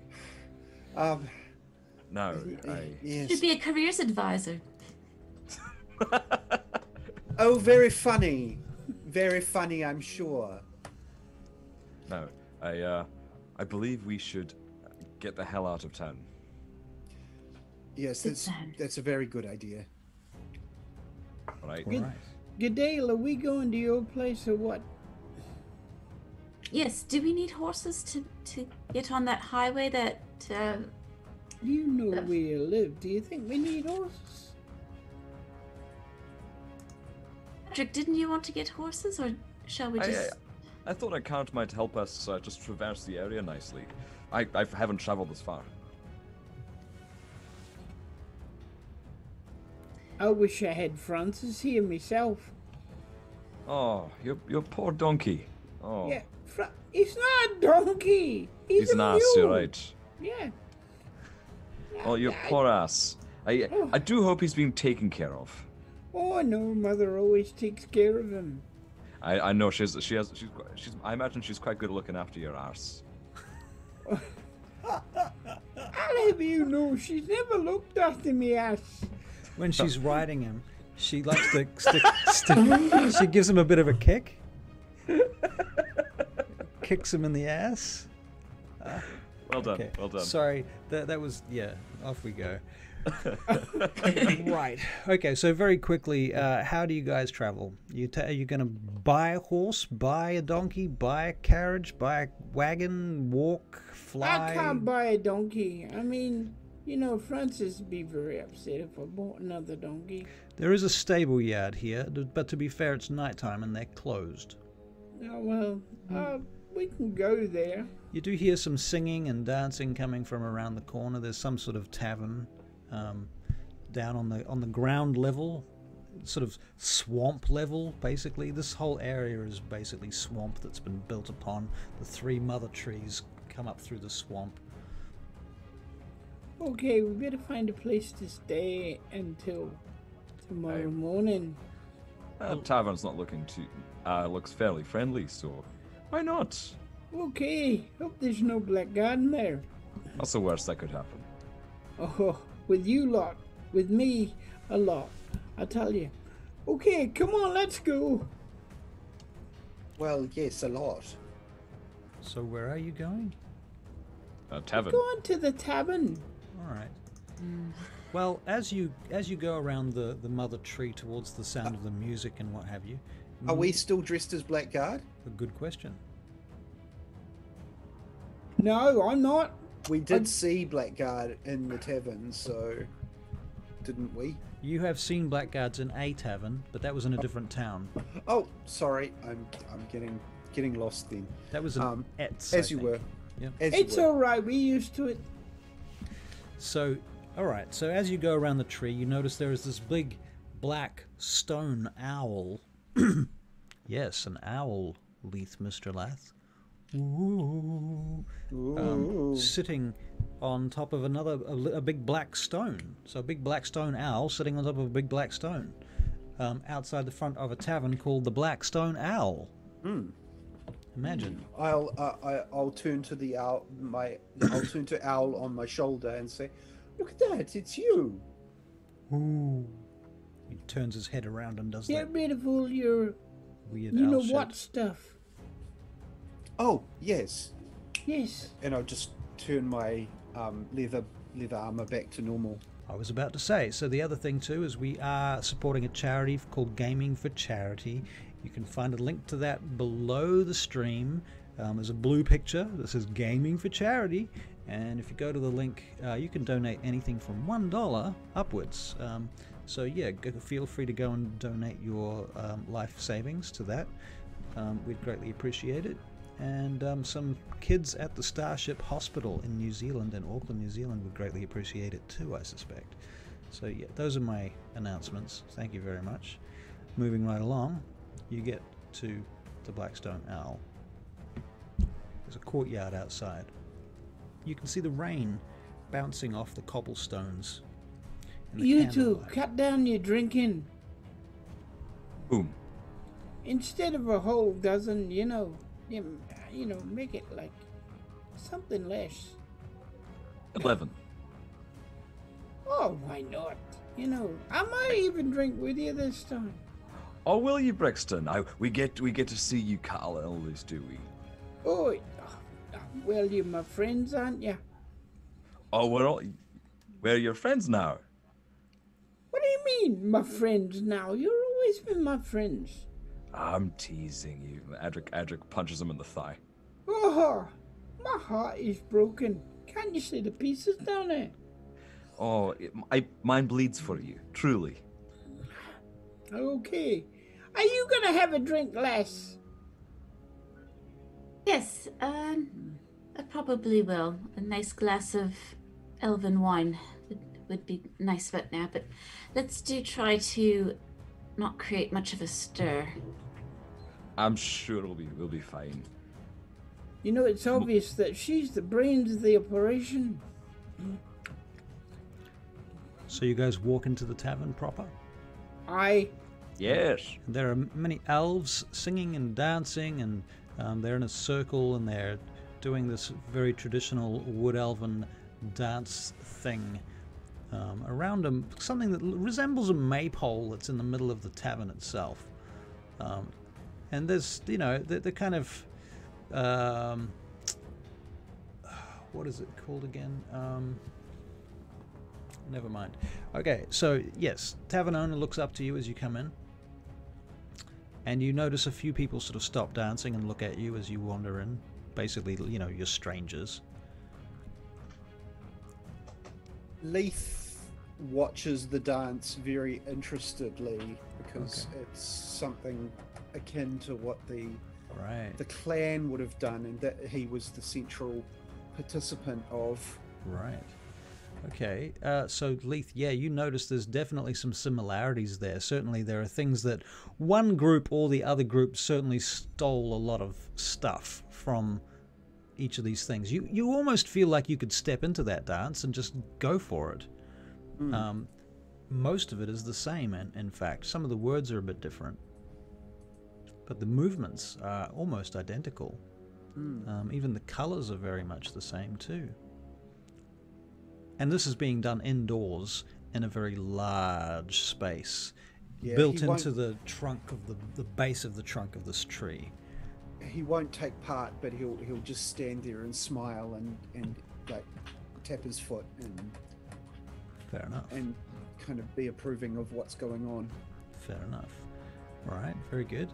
And would this be familiar to Gudael as well, or is this? Would they do this in Hemethterith?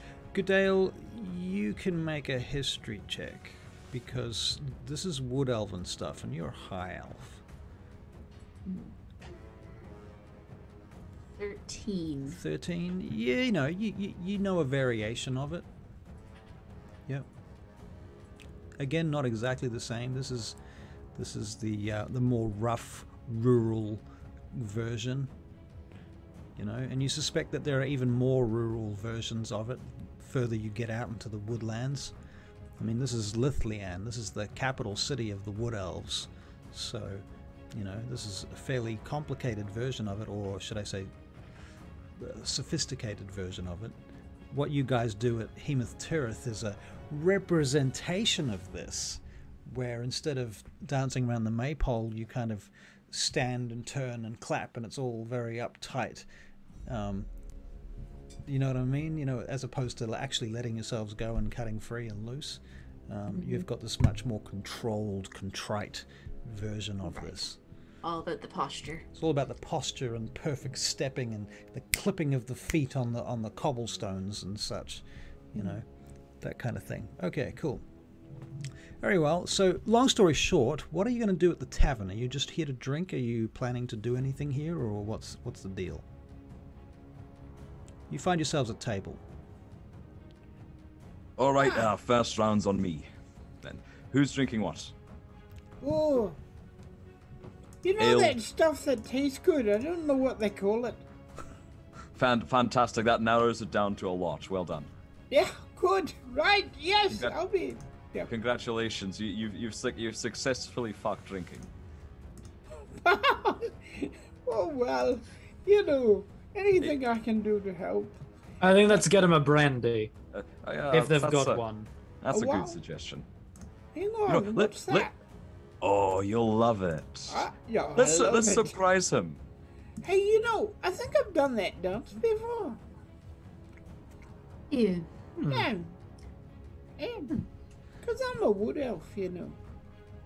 Oh, really?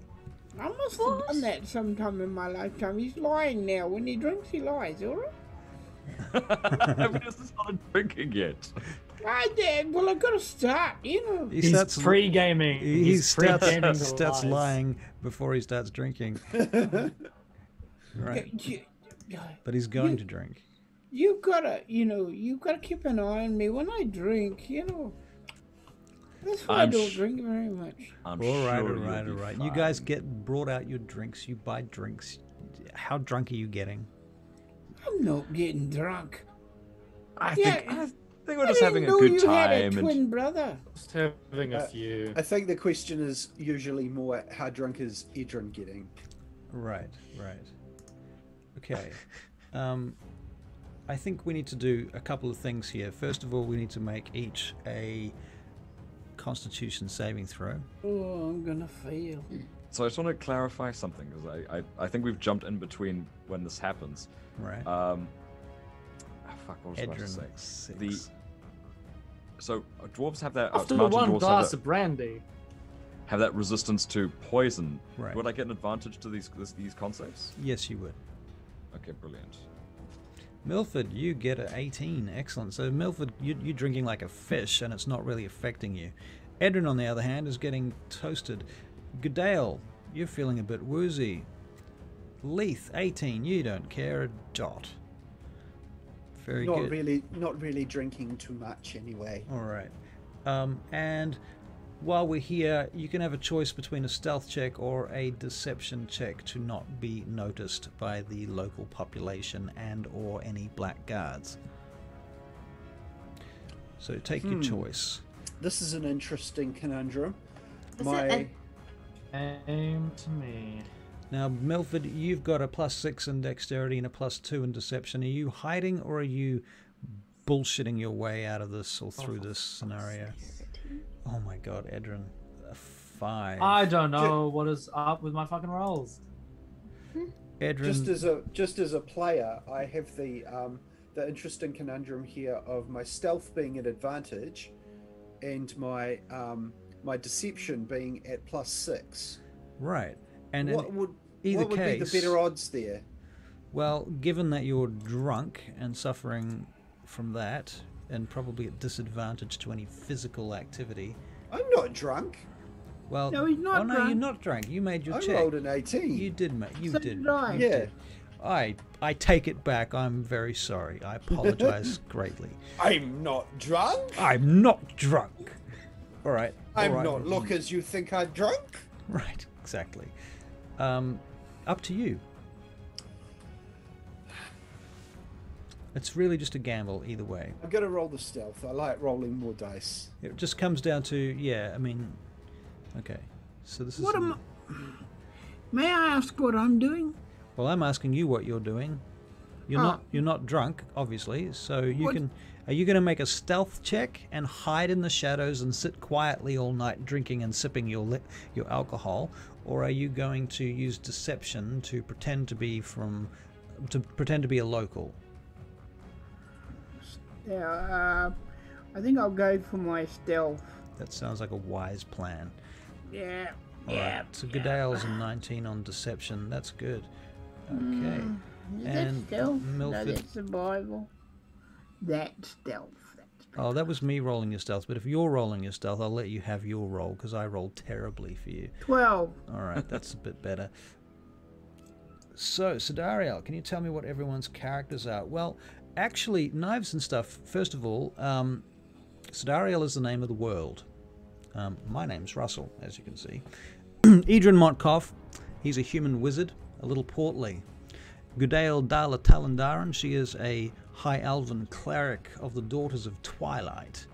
Milford Brixton is a dreadlocked rogue from the city of Vaingate. He does a lot of parkour.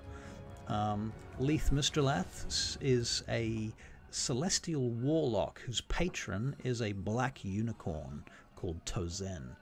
And Adrik Fogdar, he is a mountain dwarf from the Banakaya mountains in Sidariel, and he's a rune knight who studies ancient giant runes and things, and he can turn himself into a sort of semi-giant as a rune knight. So he goes from quite small to quite big very fast. So that's kind of a really quick outline of who these guys are. Gudael is connected to her father is basically the head of the Blackguards, and he is the right-hand man of the Usurper King, Ivran Erothani. Milford's character, or Barry's character, Milford, is actually related to them, but he's a half-elf, and he is most certainly in disguise under various other names and such, and trying to avoid getting hunted down and killed because King Ivran doesn't like anybody who could threaten his position as king. Hopefully that kind of gives you some idea of who everybody is. So, everybody, let us say cheers to our adventures together. Cheers. Get here. Cheers. It's certainly not done yet, but yes, so far so good. And now might be another good point to point out that Gudael occasionally passes out, as she seems to have done.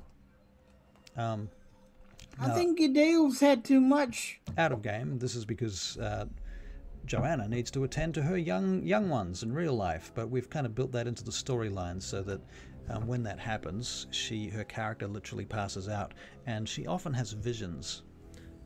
So yeah, her character is slumped down on the table right now. I think she's had too much, the poor girl. Hey, I'll take her upstairs. I'll get us some rooms. Who's Very good. Who's sharing?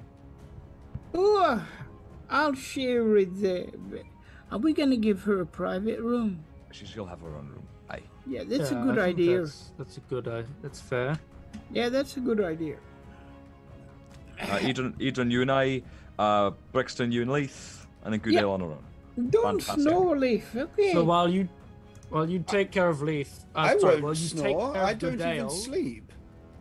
while you take care of Gudael, I'll take care of Gudael's drink. How about that? That sounds like a remarkable, fair Edryn, compliment. it's good of you to take care of a drink and all. You're really taking one for the team. Yeah. It's what I do. It's what I was raised to do. So Adrik's going to, pick up Gudael and just carry her and buy the three of us some rooms. All right. So the fellow at the bar, looks up to you as you approach. Good evening, sir. Good evening. Could I... first I should probably ascertain that there are in fact rooms available. I'd like 3 rooms for my compatriots and myself. Rooms? Aye. We're quite happy to share. We just like the lady here. I have but 2 rooms, I'm afraid. But do forgive me, I am Soren Eisendril. Soren, a pleasure to meet you. My name is Adrik Fogdar. Well, welcome, Mr. Fogdar. Yes, you. we have but 2 rooms. They come with service and food, and a small tab. Perfect. That is absolutely perfect. The 2 rooms will be adequate, thank you. How much is that? 1 gold for each room, please. Adrik pays the man. Thank you, sir. And I'm gonna carry Gudael up to one of the rooms. All right. Very good. Soren comes with you. Soren comes with you upstairs to the rooms and unlocks the doors. Does everybody else come along for this little sojourn upstairs? Yeah. Okay. Sure.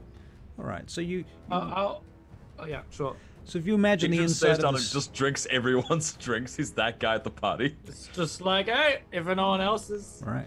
The inside of this tavern is basically, imagine a bunch of tree roots kind of grown together, and there's a space around them, and they kind of twist around, and steps have been basically attached to the tree roots. These posts have been nailed in, or otherwise tied on and attached to the tree roots. And so you wander up the side of this tree root and around the corner, and there's kind of a combination of structure that's been attached to the tree root and spaces that have been carved out of the tree roots.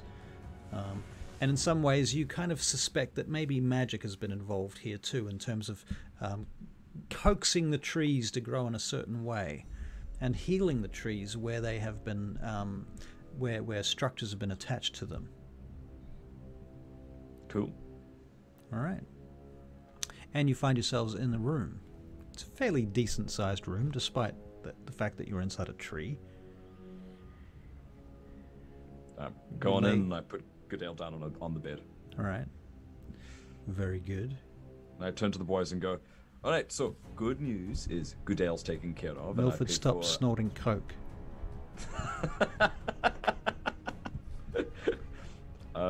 Good news, I've purchased the rooms, Gudael's asleep. The bad news is that there are only 2 rooms, so the 4 of us have to bunk together. Can't hear. Are There you you're kidding me?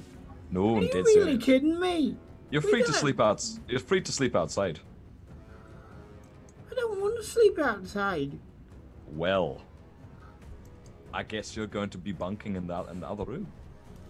You know, we can keep Leith out of the room. He doesn't need sleep. That's a good point.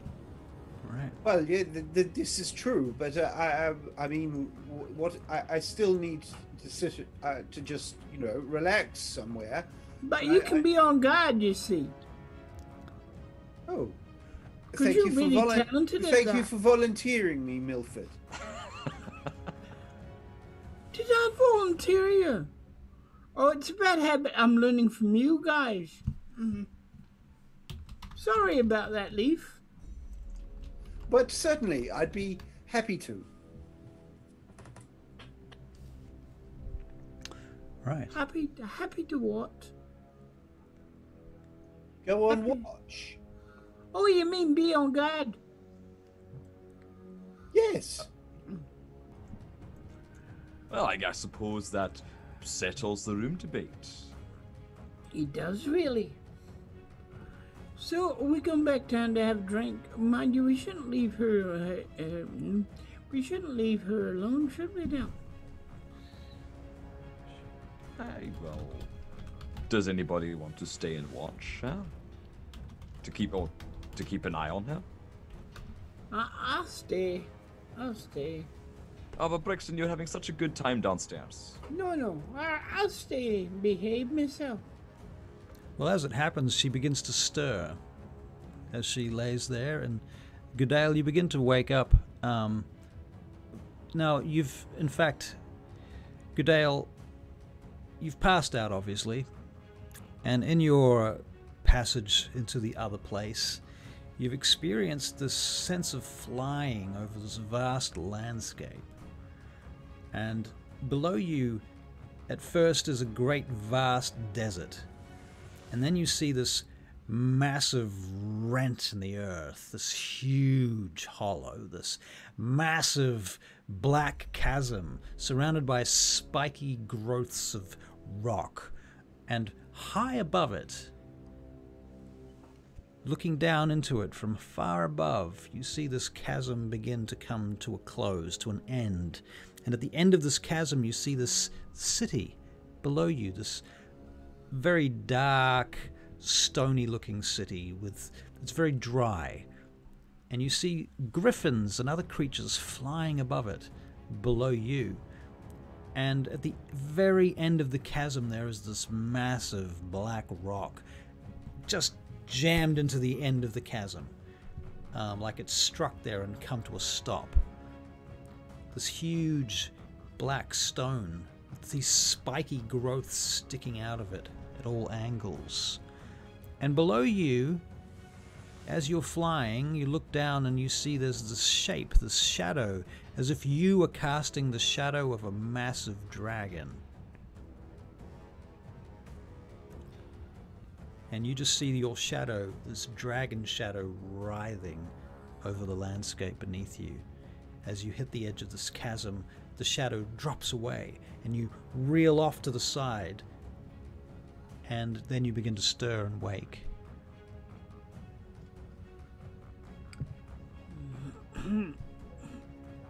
As I was saying, I'll stay with her, you know. Are you sure, Brixton? Oh, yeah. Someone's got to stay with her, you know. I mean, think she's we're had a fairly very, safe. very upsetting couple of weeks, that girl. You're not wrong there. It's been a lot of change. Been a lot It has. It has. Adrik, you're getting hit on busy. by chat, just so you know. What? Oh my, knives and stuff. Oh my. Use that divinity, I guess. Yeah, you. The more you donate to our charity, the more chances there are. I'm just pimping you out there, Michael. Do it. It's fine. You use my body for a good cause. It's totally fine. I'm too old for this, you know. I'm way too old for this. Gudael, Now have you listen. opened your eyes yet? Yes, I'm listening to all of this. Listen, I will sit with her until she opens her eyes, You find yourself in a room upstairs in the tavern. and then I'll come down to the inn, you know. All right. Well, if No, you're sure. Don't let me keep you from having a good time, Mil. Pardon Look, me. she's awake. Now we can all go back to the evening. Are you all right, girl? Yes, I'm sorry. I think I'm all right now. Okay. Okay, do you want to go down and continue? Yes, I may take it a bit easier with the drink. Maybe a water might be, or a cup of tea, actually. That shouldn't be a problem because I'm fairly sure that Edryn's polished off what you had left. Very good. I'm glad there's no Did wastage we then. leave Edryn down there? I did we? promised I would give you. I promised I would give this mission my heart and soul, and And your stomach. and my stomach. Oh, But well. may I just put my hand on your shoulder as we go back down to the main room? Of course, of course. A wholesome Sturdy is course. my middle name. Is it? So you go downstairs again. Really? No, it's not. Edric sturdy fucked up.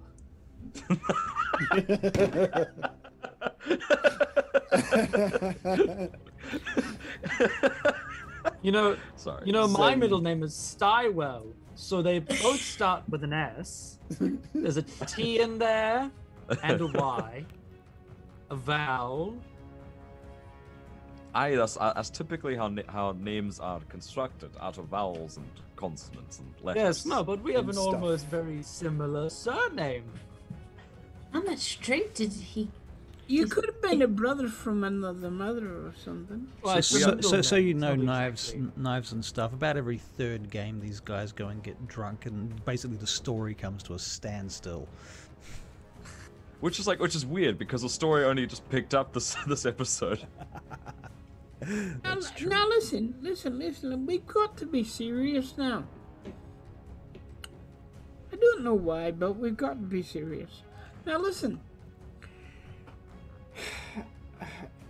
We've got a big day tomorrow. We really should get some rest, you know. You got a good point there, Brixton. You got a good point. Mind you, I think our companion's getting enough rest as it is. Okay, let's all go to bed.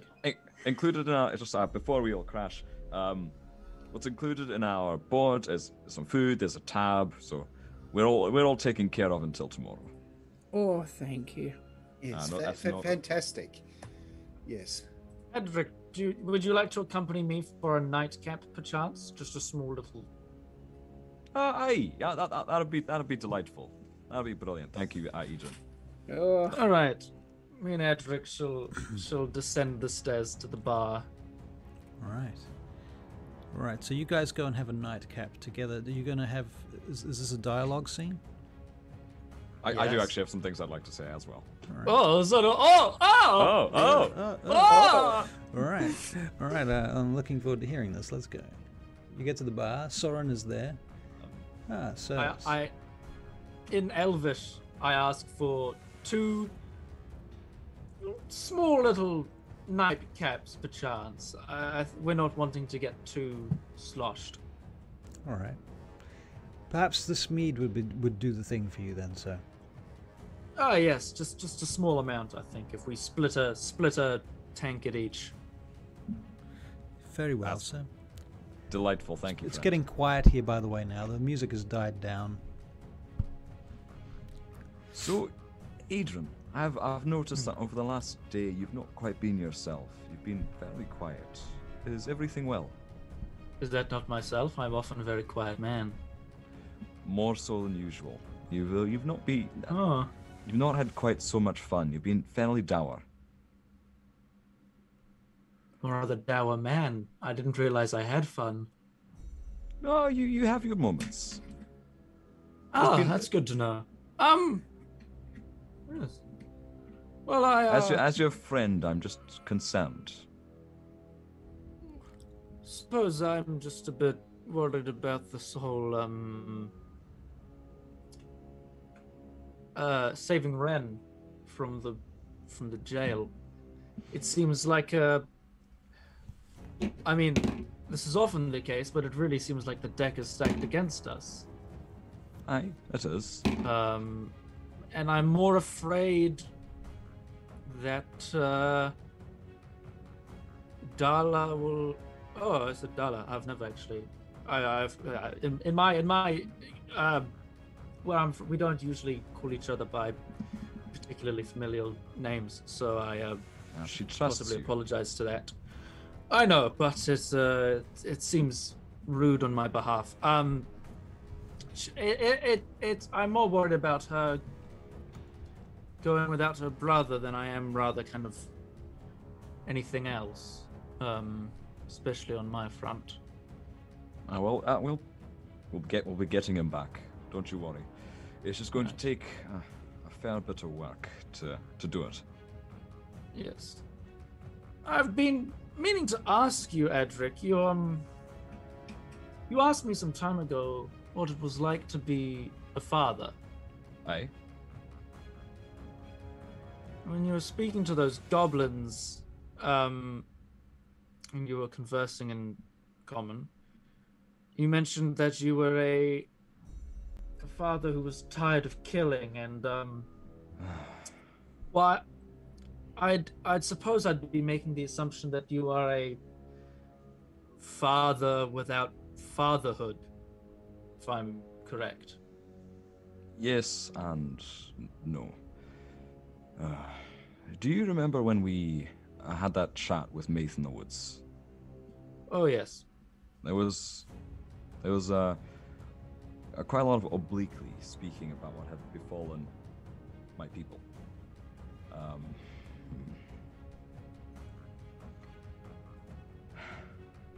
Now it's been a year, almost 2 years since I left the Benakaya, and well, I trust you enough to tell you why.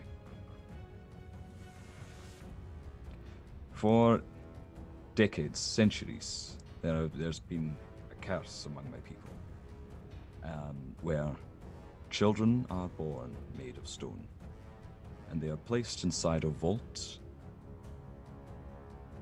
devoted to Muradin. Now, no one knows why, though I believe you and I now have a fairly good idea, but I was to be a father. I was married, I was a builder, a researcher, I followed my whims. But, well, it wasn't meant to be. My child was born made of stone, and my partner and I, we fell apart. I think fondly of her, but, well, it's not an easy thing it's not an easy gap to breach. And every day I wake up and I see the last thing from my dreams is the tiny body that I carried into the vault. And those clerics tried to take it from me. I wouldn't let them. So I carried them into the vault myself. And Edryn, so many children from across the ranges, from across the clans, just laid like trophies at Muradin's feet. And that's where they lay. They had no name at that point, but when I left the mountains, the first thing I saw was the dawn. And in Dwarvish, the word for dawn is Zarya, and that is to be their name when I get them back. And I will. So, I am a father, and I will be again. I'm sorry you had to go through that, Adrik. Seems the life I got was the one that you deserved, and I feel somewhat bad for having squandered it. Taken it for granted.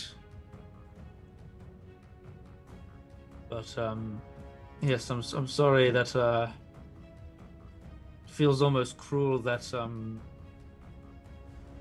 you really wanted a family and had to go without, and I didn't really want one, and I got one anyway. It seems cruel that you had to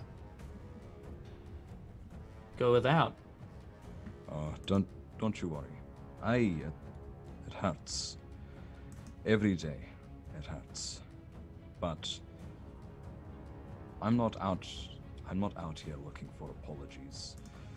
Not from my friends, and he pats him on the thigh. Not from my friends, and not from gods.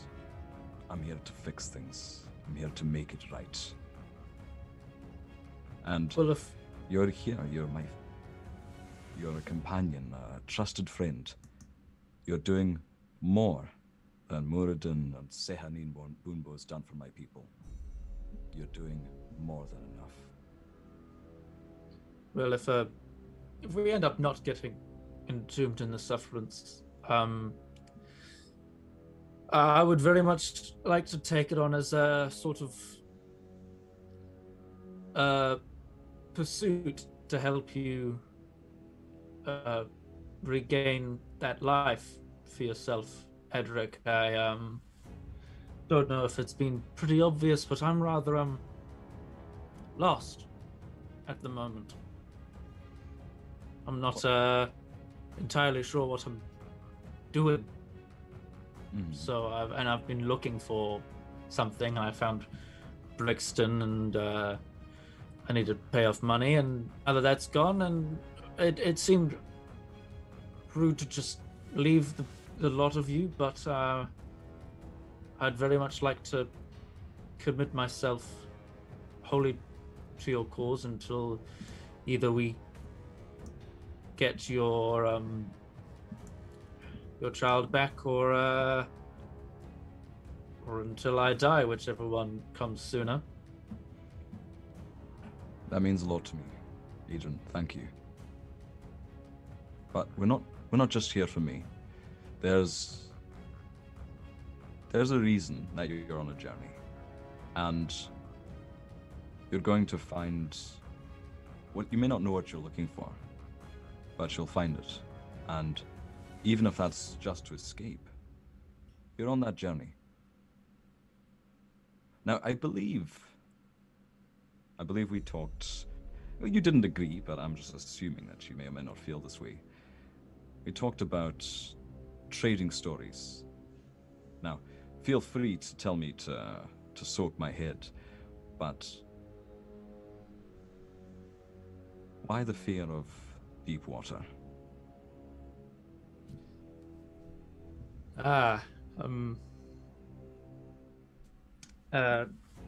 Pull out my wand, I touch it to my head, and I encode thoughts, and I pull out the image of the eldritch horror that beached itself on the northern point of Vanderhold, and its blackened tentacles stretch for miles down the beach.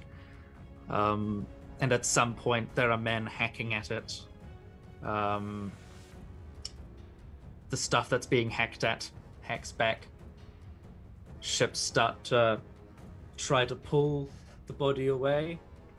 It bisects, half of it starts drifting out into the horizon, the other half, mainly the head, becomes fossilized as a mountain on the northern point. And I say, that is the source of my fear. You've got a very reasonable response to something that doesn't make sense. Yes, I rather I think I shrank back at that point. I think that's really when I turned to books and my brother turned to people. And I was intrigued, but I also suffered because of the obviously the whatever it was. And the only thing that really made me feel calm was my mother's singing. She really cared for me, unlike my father. He kind of, well, Vanderhold, Montecoffs are, we were born in blood and rebellion and fighting people bigger than us, and that is meant to be in our blood. My father took on the whole island, cost him his life. My brother jumped the line of succession and is now Lord, and I bred. And my father was not a fan of the academia, whereas my mother didn't really seem to care, so she made me feel safe in a place that wasn't.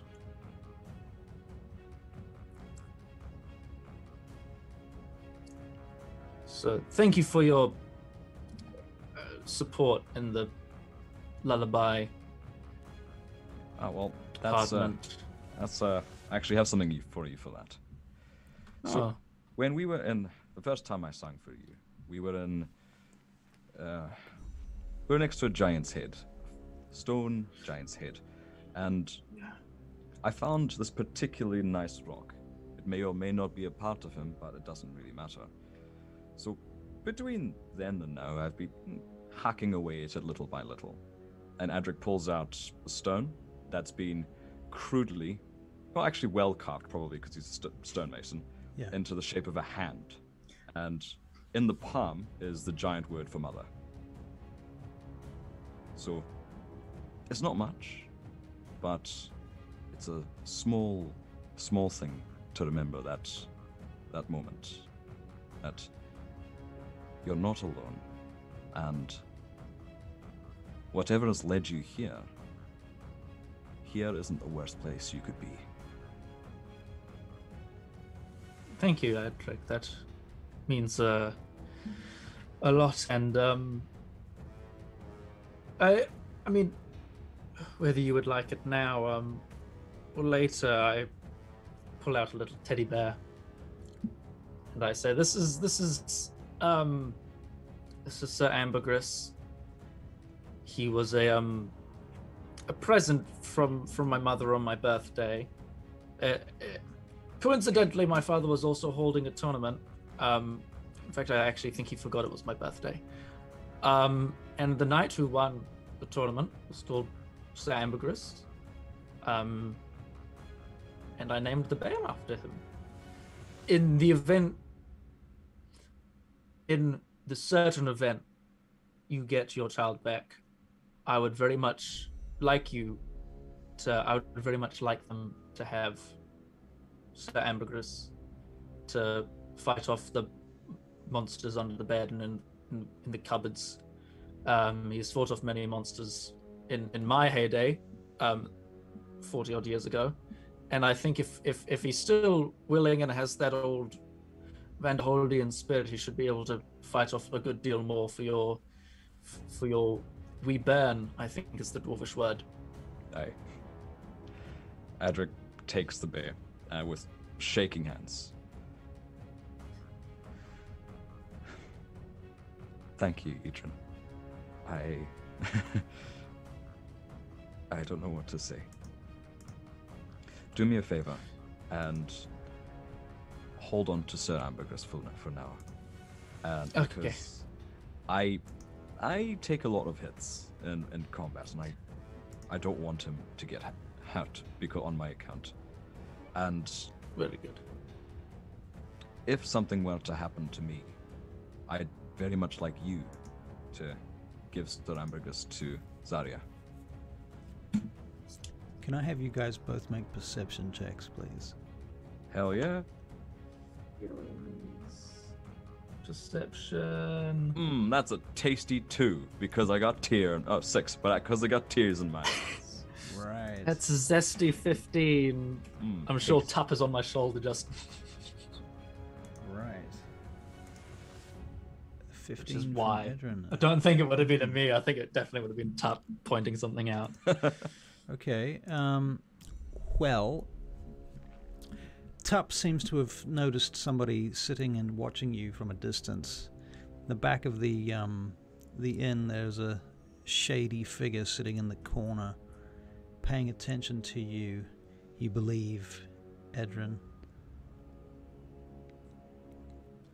Looks like a female. In Dwarvish, which I assume we've been having this conversation in anyway, because. Yeah, probably because it's just how I've been communicating between each other this entire time. Yeah.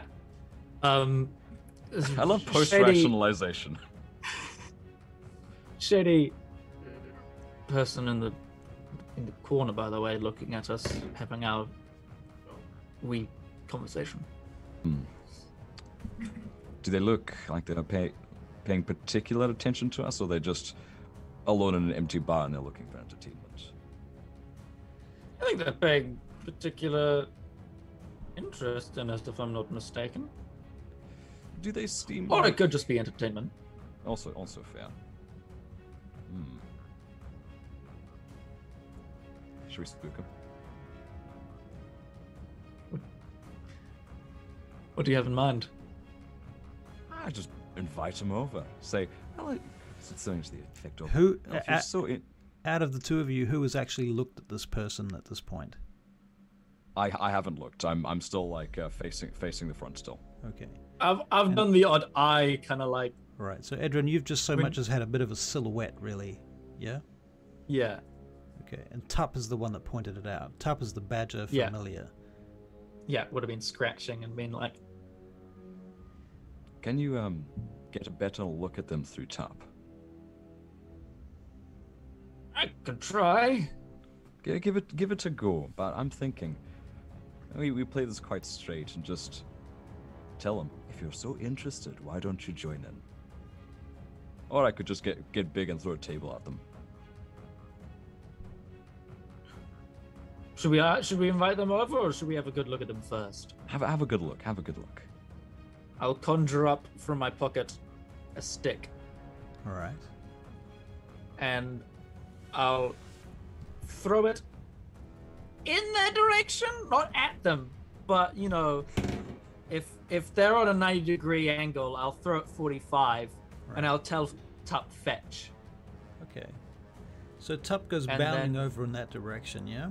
Yeah, and then I put my hands on I put my hands on the table, my head on my hands, as if I'm just taking a little bit of a breather, Okay. and I'll start looking through Tup's eyes. Okay, so you kind of collapse on the table, actually. And Adrik, you Well, I put myself in position. Yeah. So then Yeah. when I go, I'm not just like. Absolutely, absolutely. And Adrik, you notice that Edryn puts himself down quite carefully on the table and then relaxes onto the table. Edryn, can you make a wisdom perception throw, please? Sure. Let me just see what his modifier is. Dun, dun, dun, dun, dun, dun, dun, dun, dun, dun, dun, 11 dun. total. 11 total. Okay. Well, what you see is a figure stands up wearing elven boots, not boots of elven kind, just elven boots. Don't get carried away. And they're a bit muddy, these boots. There's a green cloak that drops down the back of what appear to be somewhat, if you had to guess, probably a female's legs. Leather pants, a scabbard hanging low. The tip of the sword touches the chair as this person stands. They turn. You're controlling Tup at this point, yeah? Yeah. Do you look up?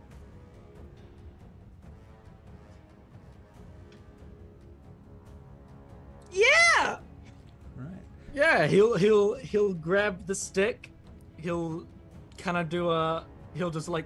Yeah. He's an animal. He sees someone coming at him. He's just gonna. Person is not coming at him, actually. That's the funny thing. Oh. The person stands up, pushes in their chair, picks up their bag, slings it over their shoulder, and turns towards the door to leave. You briefly see a flash of blonde hair and elven ears poking out from through it. The hair is straight and cut to the shoulder length. Would I have clocked them leaving? Yeah, you hear them leaving, Adrik, so you can, upon hearing them leave, you can make a perception check as well. Oh, fuck, that's an 8. You're a bit late, unfortunately. So damn it. when you turn to see, all you see is a flash of this person stepping out. What you will notice, Edryn, is also that the person is carrying a longbow and a quiver. And then I'll drop back into myself. The person Tup steps will come out. scampering over. They step out into the rain and they close the door behind them. So, what did you think?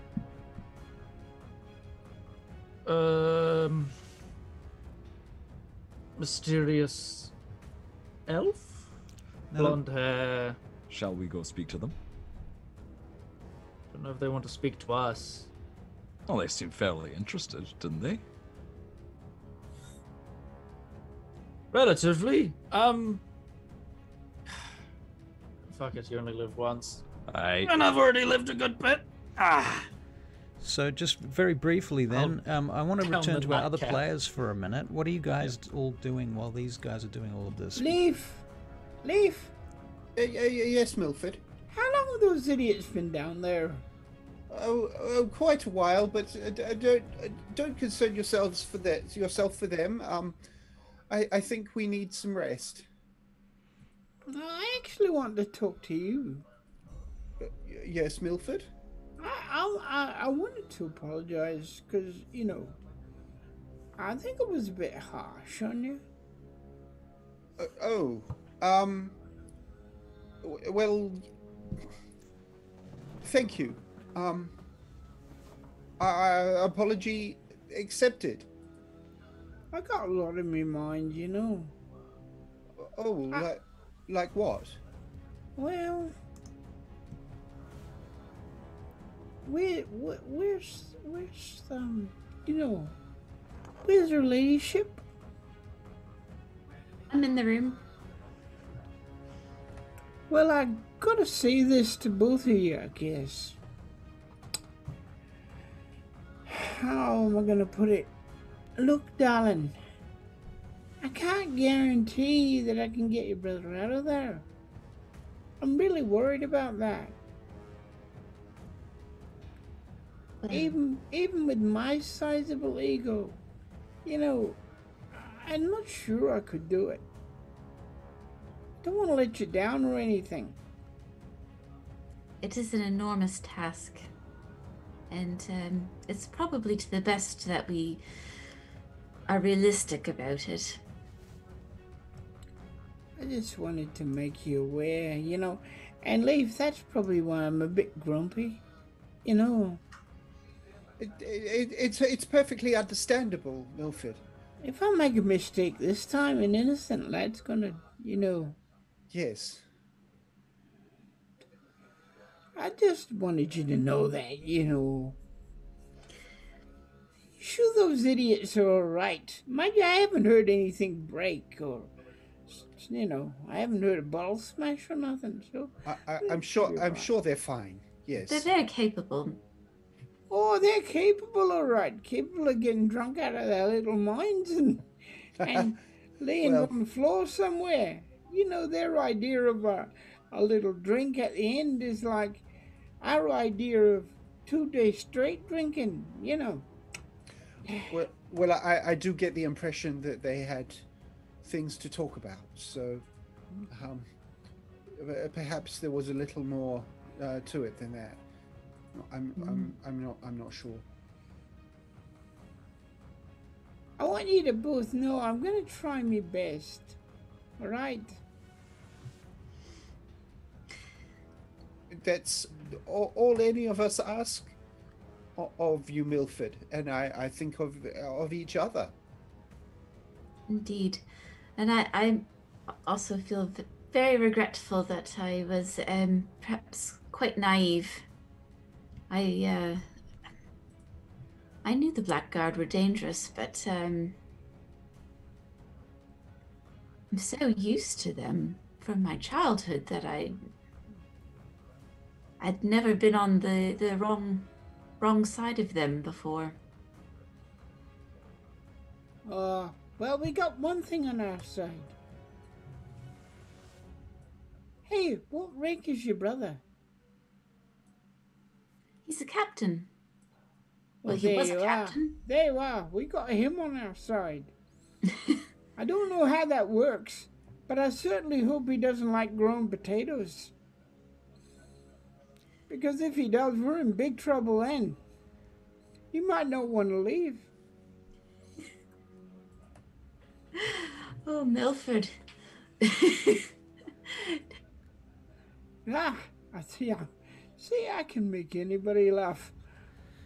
Right. Adrik and Edryn, you guys step outside, is that right? Yeah, just to Yeah. try and catch up to the shady figure. All right, perception checks. Please, dice, be kind. That's a 16. 16. All right. And I will forego my perception in order to let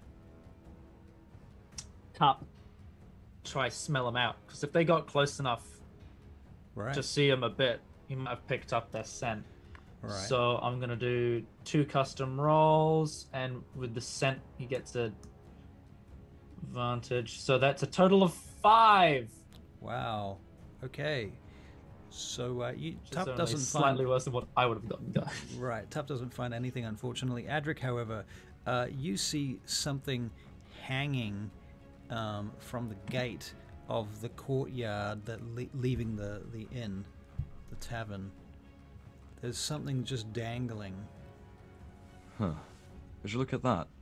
It seems our friend has misplaced something. Potentially. Adric's gonna go over to the thing and take it off the gate. Whoa! Aye? I'm going to mage hand take it off the thing. So at a distance, as you approach, can you make investigation? Actually, no, I'm not. Investigation Not checks. because Investigation. I'm not going to use magic because that would be stupid. Oh, How fuck close me. are we for the investigation? 10 feet. Okay, right. That's an 11. So I only roll once. 11 That and 12. is a 12. Okay, it looks like Spectacular. something furry, some small furry ball hanging from a thread from a twig of a tree that's overhanging the trellis gate, the fence that surrounds the courtyard outside the tree, and the tavern. Is there anyone around? No, it's dead quiet right now.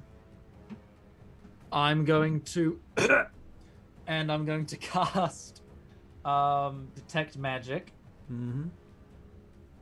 and see if it pings. It does not ping. I give a nod to Edric. Adrik pings like fuck though. Oh yeah. But I nod to Edric saying basically like it's clear. Adric's gonna nod back to him and reach up to grab the thing. All right. It's a fur ball on a string. What the hell? Pulls it down. A little bit of leather, some sort of piece of leather with fur on the outside of it. Can you make a nature check, think Adric? Can I think I have do. an idea. Oh man, my roll's a real bone tonight. That's a 4. Adric, why are you failing this so badly? I'm probably overly cautious, and I'm trying to keep my perception open around for like Right. a bow being pulled. So I'm not. Right. My attention isn't fully on it. Okay. So while you're looking at it up close, Edryn, you can make a nature check too. Probably you don't get out a lot though, Edryn, do you? Are you at disadvantage for this? Do you think?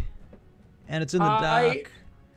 I when you said I have already marked off a spell slot for dark vision when you said it got dark. Okay. With the mist. All right. Although Edryn is a bookworm, he definitely went outside a lot, Okay.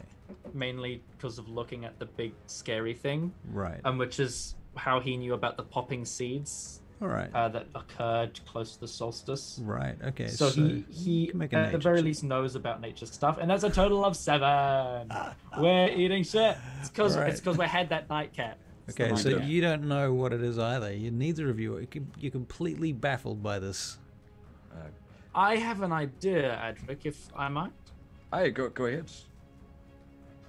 Take it. It's attached to a string, right? Yep.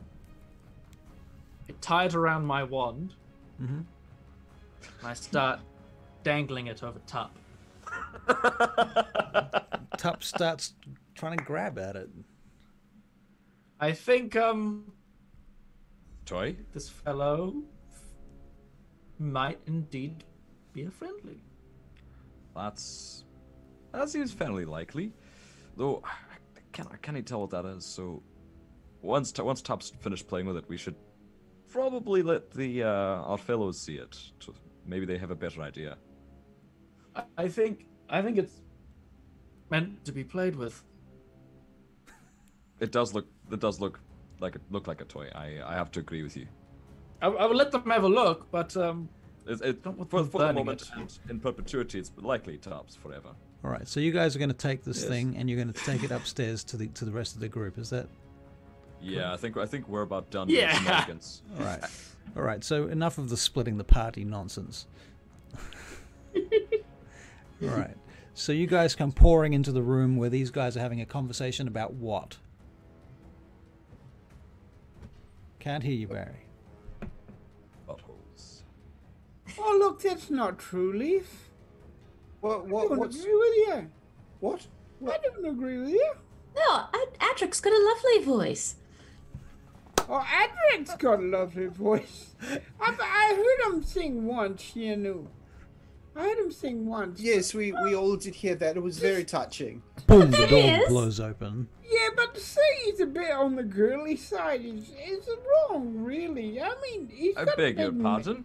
He's got a big manly voice, really, I think. He's not on the girly side at all. I am deeply confused. Were you all talking about me? Would you No, sing for Adrik, us? why We were would just we do discussing that? your beautiful songs. I Would Who you am say I? you're on the girly side, Adrik? In what way? You know, high. You know, like Higher pitched? Absolutely Yeah. not. No. You've heard me sing. You Yeah, I know. I would have thought it'd be down here somewhere. You know, a bit low. Is that a constructive criticism? You'd like me to sing lower in my register? Oh no, I- no, I no, could no, do no, that. no. Okay. All right. You want You know, you lower in my remind me register? of the bard of Vaingate. You know, you do. You remind me of the bard of Vaingate. Well, that small fellow that you allegedly killed. I didn't kill the bard of I Vaingate. know you did. Oh, is this an No, entirely he- different entity to that halfling that you terrorized? No, that's not the bard of Vaingate. He couldn't bard a good Sunday. Now listen. The bard of Vaingate was the one that came out. You might have heard the song. It goes like this, and Milford gives a bad rendition of the song. All right, I'm going to roll your performance for you, Milford, just to see how this goes. Performance. Here you go. Oh, it's actually 16. So it's Hey. actually, and it goes something along the lines of Fahar the Feckless. I can't remember exactly how it goes. Fahar the Feckless, and he did a lot of dodgy things. Yeah. Fahar the Feckless. Anyway, I remember. you remember. But So you- I remember. Milford is acting it out as well, Right, so it's quite funny. It's miming and carrying. miming and carrying on, singing about the Fahar the Feckless and how what an idiot he was and how he gave away And a clap along. the artifacts of Moldrea being handed over to King Ivran Erothani unjustly and stupidly, purely for his own gain and ego, etc. So that's the story of the Bard of Vaingate, briefly. And then, yeah, Great work, Brixton. Very well done. I don't think I've heard that before. I used to do a bit of acting in my time, you know. No, you. I did. Shocking, yeah. Milford. Yeah. Well, actually, I did more acting with a mop and a bucket than anything else. But you know, Well, if once all this is over, once you retire, got a career on stage. oh, thank you. Adrik, you're standing there with a piece of leather. All right, this I've been clapping into it while Brixton's done his thing. Yeah. All right. What's So, we were having a nightcap. We were just talking downstairs, and we noticed there was a figure that seemed to be interested in what we were saying. Before we could just have a chat with them, they'd left. We chased, and there was no hide nor hair of them, except they left this thing on the gate. Now, Edryn and I have no idea what this is. We're fairly convinced it's a toy for a tap. But, Okay, Leith and Edryn. Sorry, not Edryn. What am I saying? Milford and Darla. You can all make nature checks, please, immediately. Keep talking. Keep talking. Naturally. I will. 18. I'm that curious. Oh, there we go. 18. Leith, it's a piece of fox fur. Oh, 4. Gudael doesn't know that. It looks City rather girl. like looks rather like fox to me. I've seen a lot of those. Is there like a piece of unnatural string tied to it? It's tied to a piece of string, yeah. I don't know about unnatural string. It's certainly not magical string. It's Right. just... Holy. Like To be fair, it's not naturally unnatural to occurring the piece string. of, like it's not part of the fox. is Well, what I it's- mean. I would go It's so like- far. Well, if I may, I'll just give it a little bit more description. Then, upon examination, you realise that the string itself is wound up piece of strip of leather from the original skin. So it's just a long string of leather, actually, that's attached to it. Oh, it's got this leather attached. Here you go. He hands it over to Leith. Message tucked inside, or Yeah, I'll undo the string, whatever it is, and lay it out, or It's nothing to it. It's just a piece of Unfeel it. leather It's with just a a piece bit of of leather. fur on it. There's nothing else to it. Literally. There's no writing on it. There's no markings on it. There's nothing inside it. It and you just... say a stranger left this? Yeah. Well, Yes. potentially. They when we entered, wasn't on the gate. When we left to give chase, it was on the gate. So it could be them. Elven. I Elven, think blonde hair, cut short to about here. Feminine. No, Vashti did say that the Order of the Fox would be watching us. oh, of course. Yes, I hope that's Well, I that's hope that's who it is. good news, isn't it? Mostly. I hope so. Yeah, yes. Well, I hope they're not scalping foxes around the countryside simply for our sake. I think it's more of a fur ball. I think it's probably licked itself clean, coughed it up, and they've gone, oh, that would make a very lovely toy. Oh yes, It's a true. reconstituted fox. Well, I mean, I don't know about you guys, but I'm exhausted after all the excitement today. So Is there no secret message there or something? I don't know. Secret I- message. I don't believe Is so, this- Milford. I believe the message is the medium. Oh, as it well, were. that's no bloody fun, is it? No. The That's fun so part is bloody this, and I tie it around my wand again, and I start dangling it over Tup. Tup starts going for it. How was that not Tup the loves it. cutest thing you've ever seen in your life? It's Well, I don't the know. spirit. I like a bit of mystery myself. Edric goes and starts fussing with Top. Oh, you're such a cute boy. Look Other at you. D&D groups are fighting dragons. But look at us. We're having real connection. We're playing Real with our moments. pets. No, we've already got a judge. That's enough of a dragon for us. True that. Okay. Right, let's go now. Let's go to sleep. Biddy bays. All right. And Good everybody... night, everybody. Sweet dreams. Right. And before we go, Edryn. You drift off.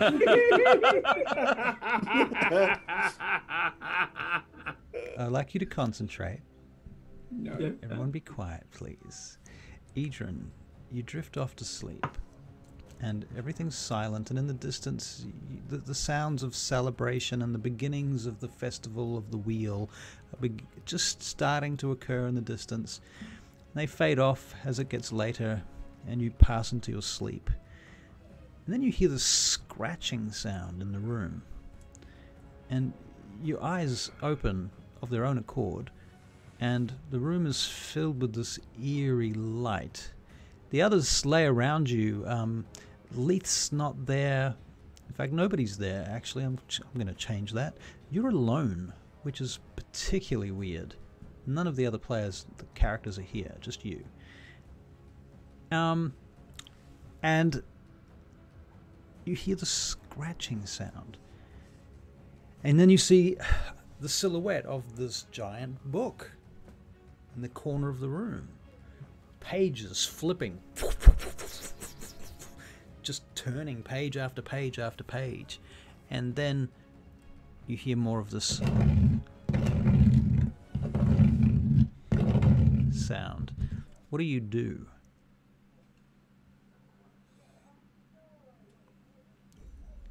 I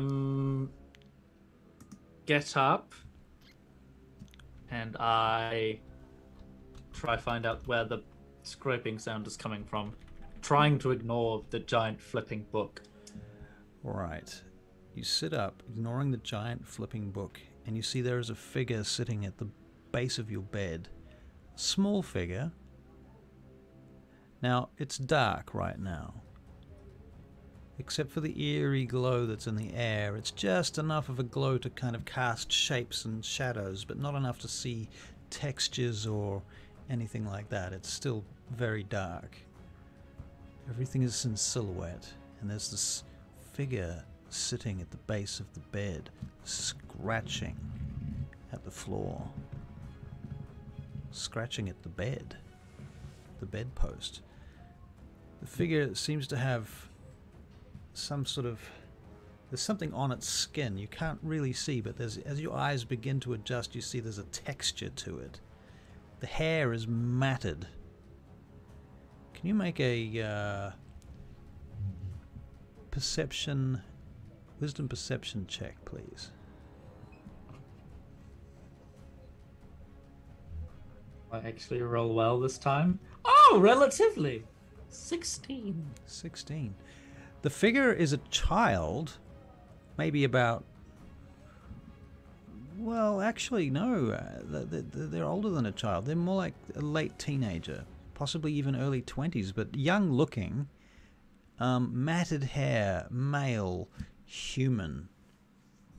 Something familiar about this boy, this young man. Covered in maybe mud or soot. Head to foot. Naked. I'll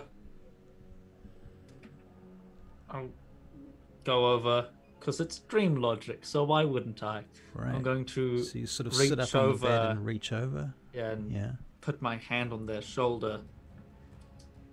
This person turns around towards you and puts their hand back on your shoulder and looks you straight in the face and opens their eyes. At which point you see that they are covered in whatever this is. It's completely covered. It's in their hair and everything, like possibly even earth, might be dirt. And he says, "Father." And we shall end there.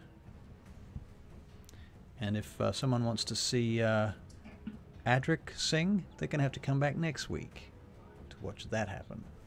So you better be prepared, Adrik. There could be some singing. All right. Thank you, ladies and gentlemen. I hope you enjoyed the evening. This is the end of the Vaingate Chronicles, episode 22, Lith'Lian. Don't forget to subscribe or follow, or at least go and donate $1 to Gaming for Charity in the links below. Down there, you'll find the link, Gaming for Charity. $1. That's not going to kill you. Unless it does. Do it. You know you want to. All right, ladies and gentlemen, thank you very much.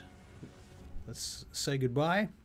Goodbye, everybody. Bye. Thank you all for watching. Goodbye, everyone. Bye. See ya. And adios. Goodbye. And we are out. BRB.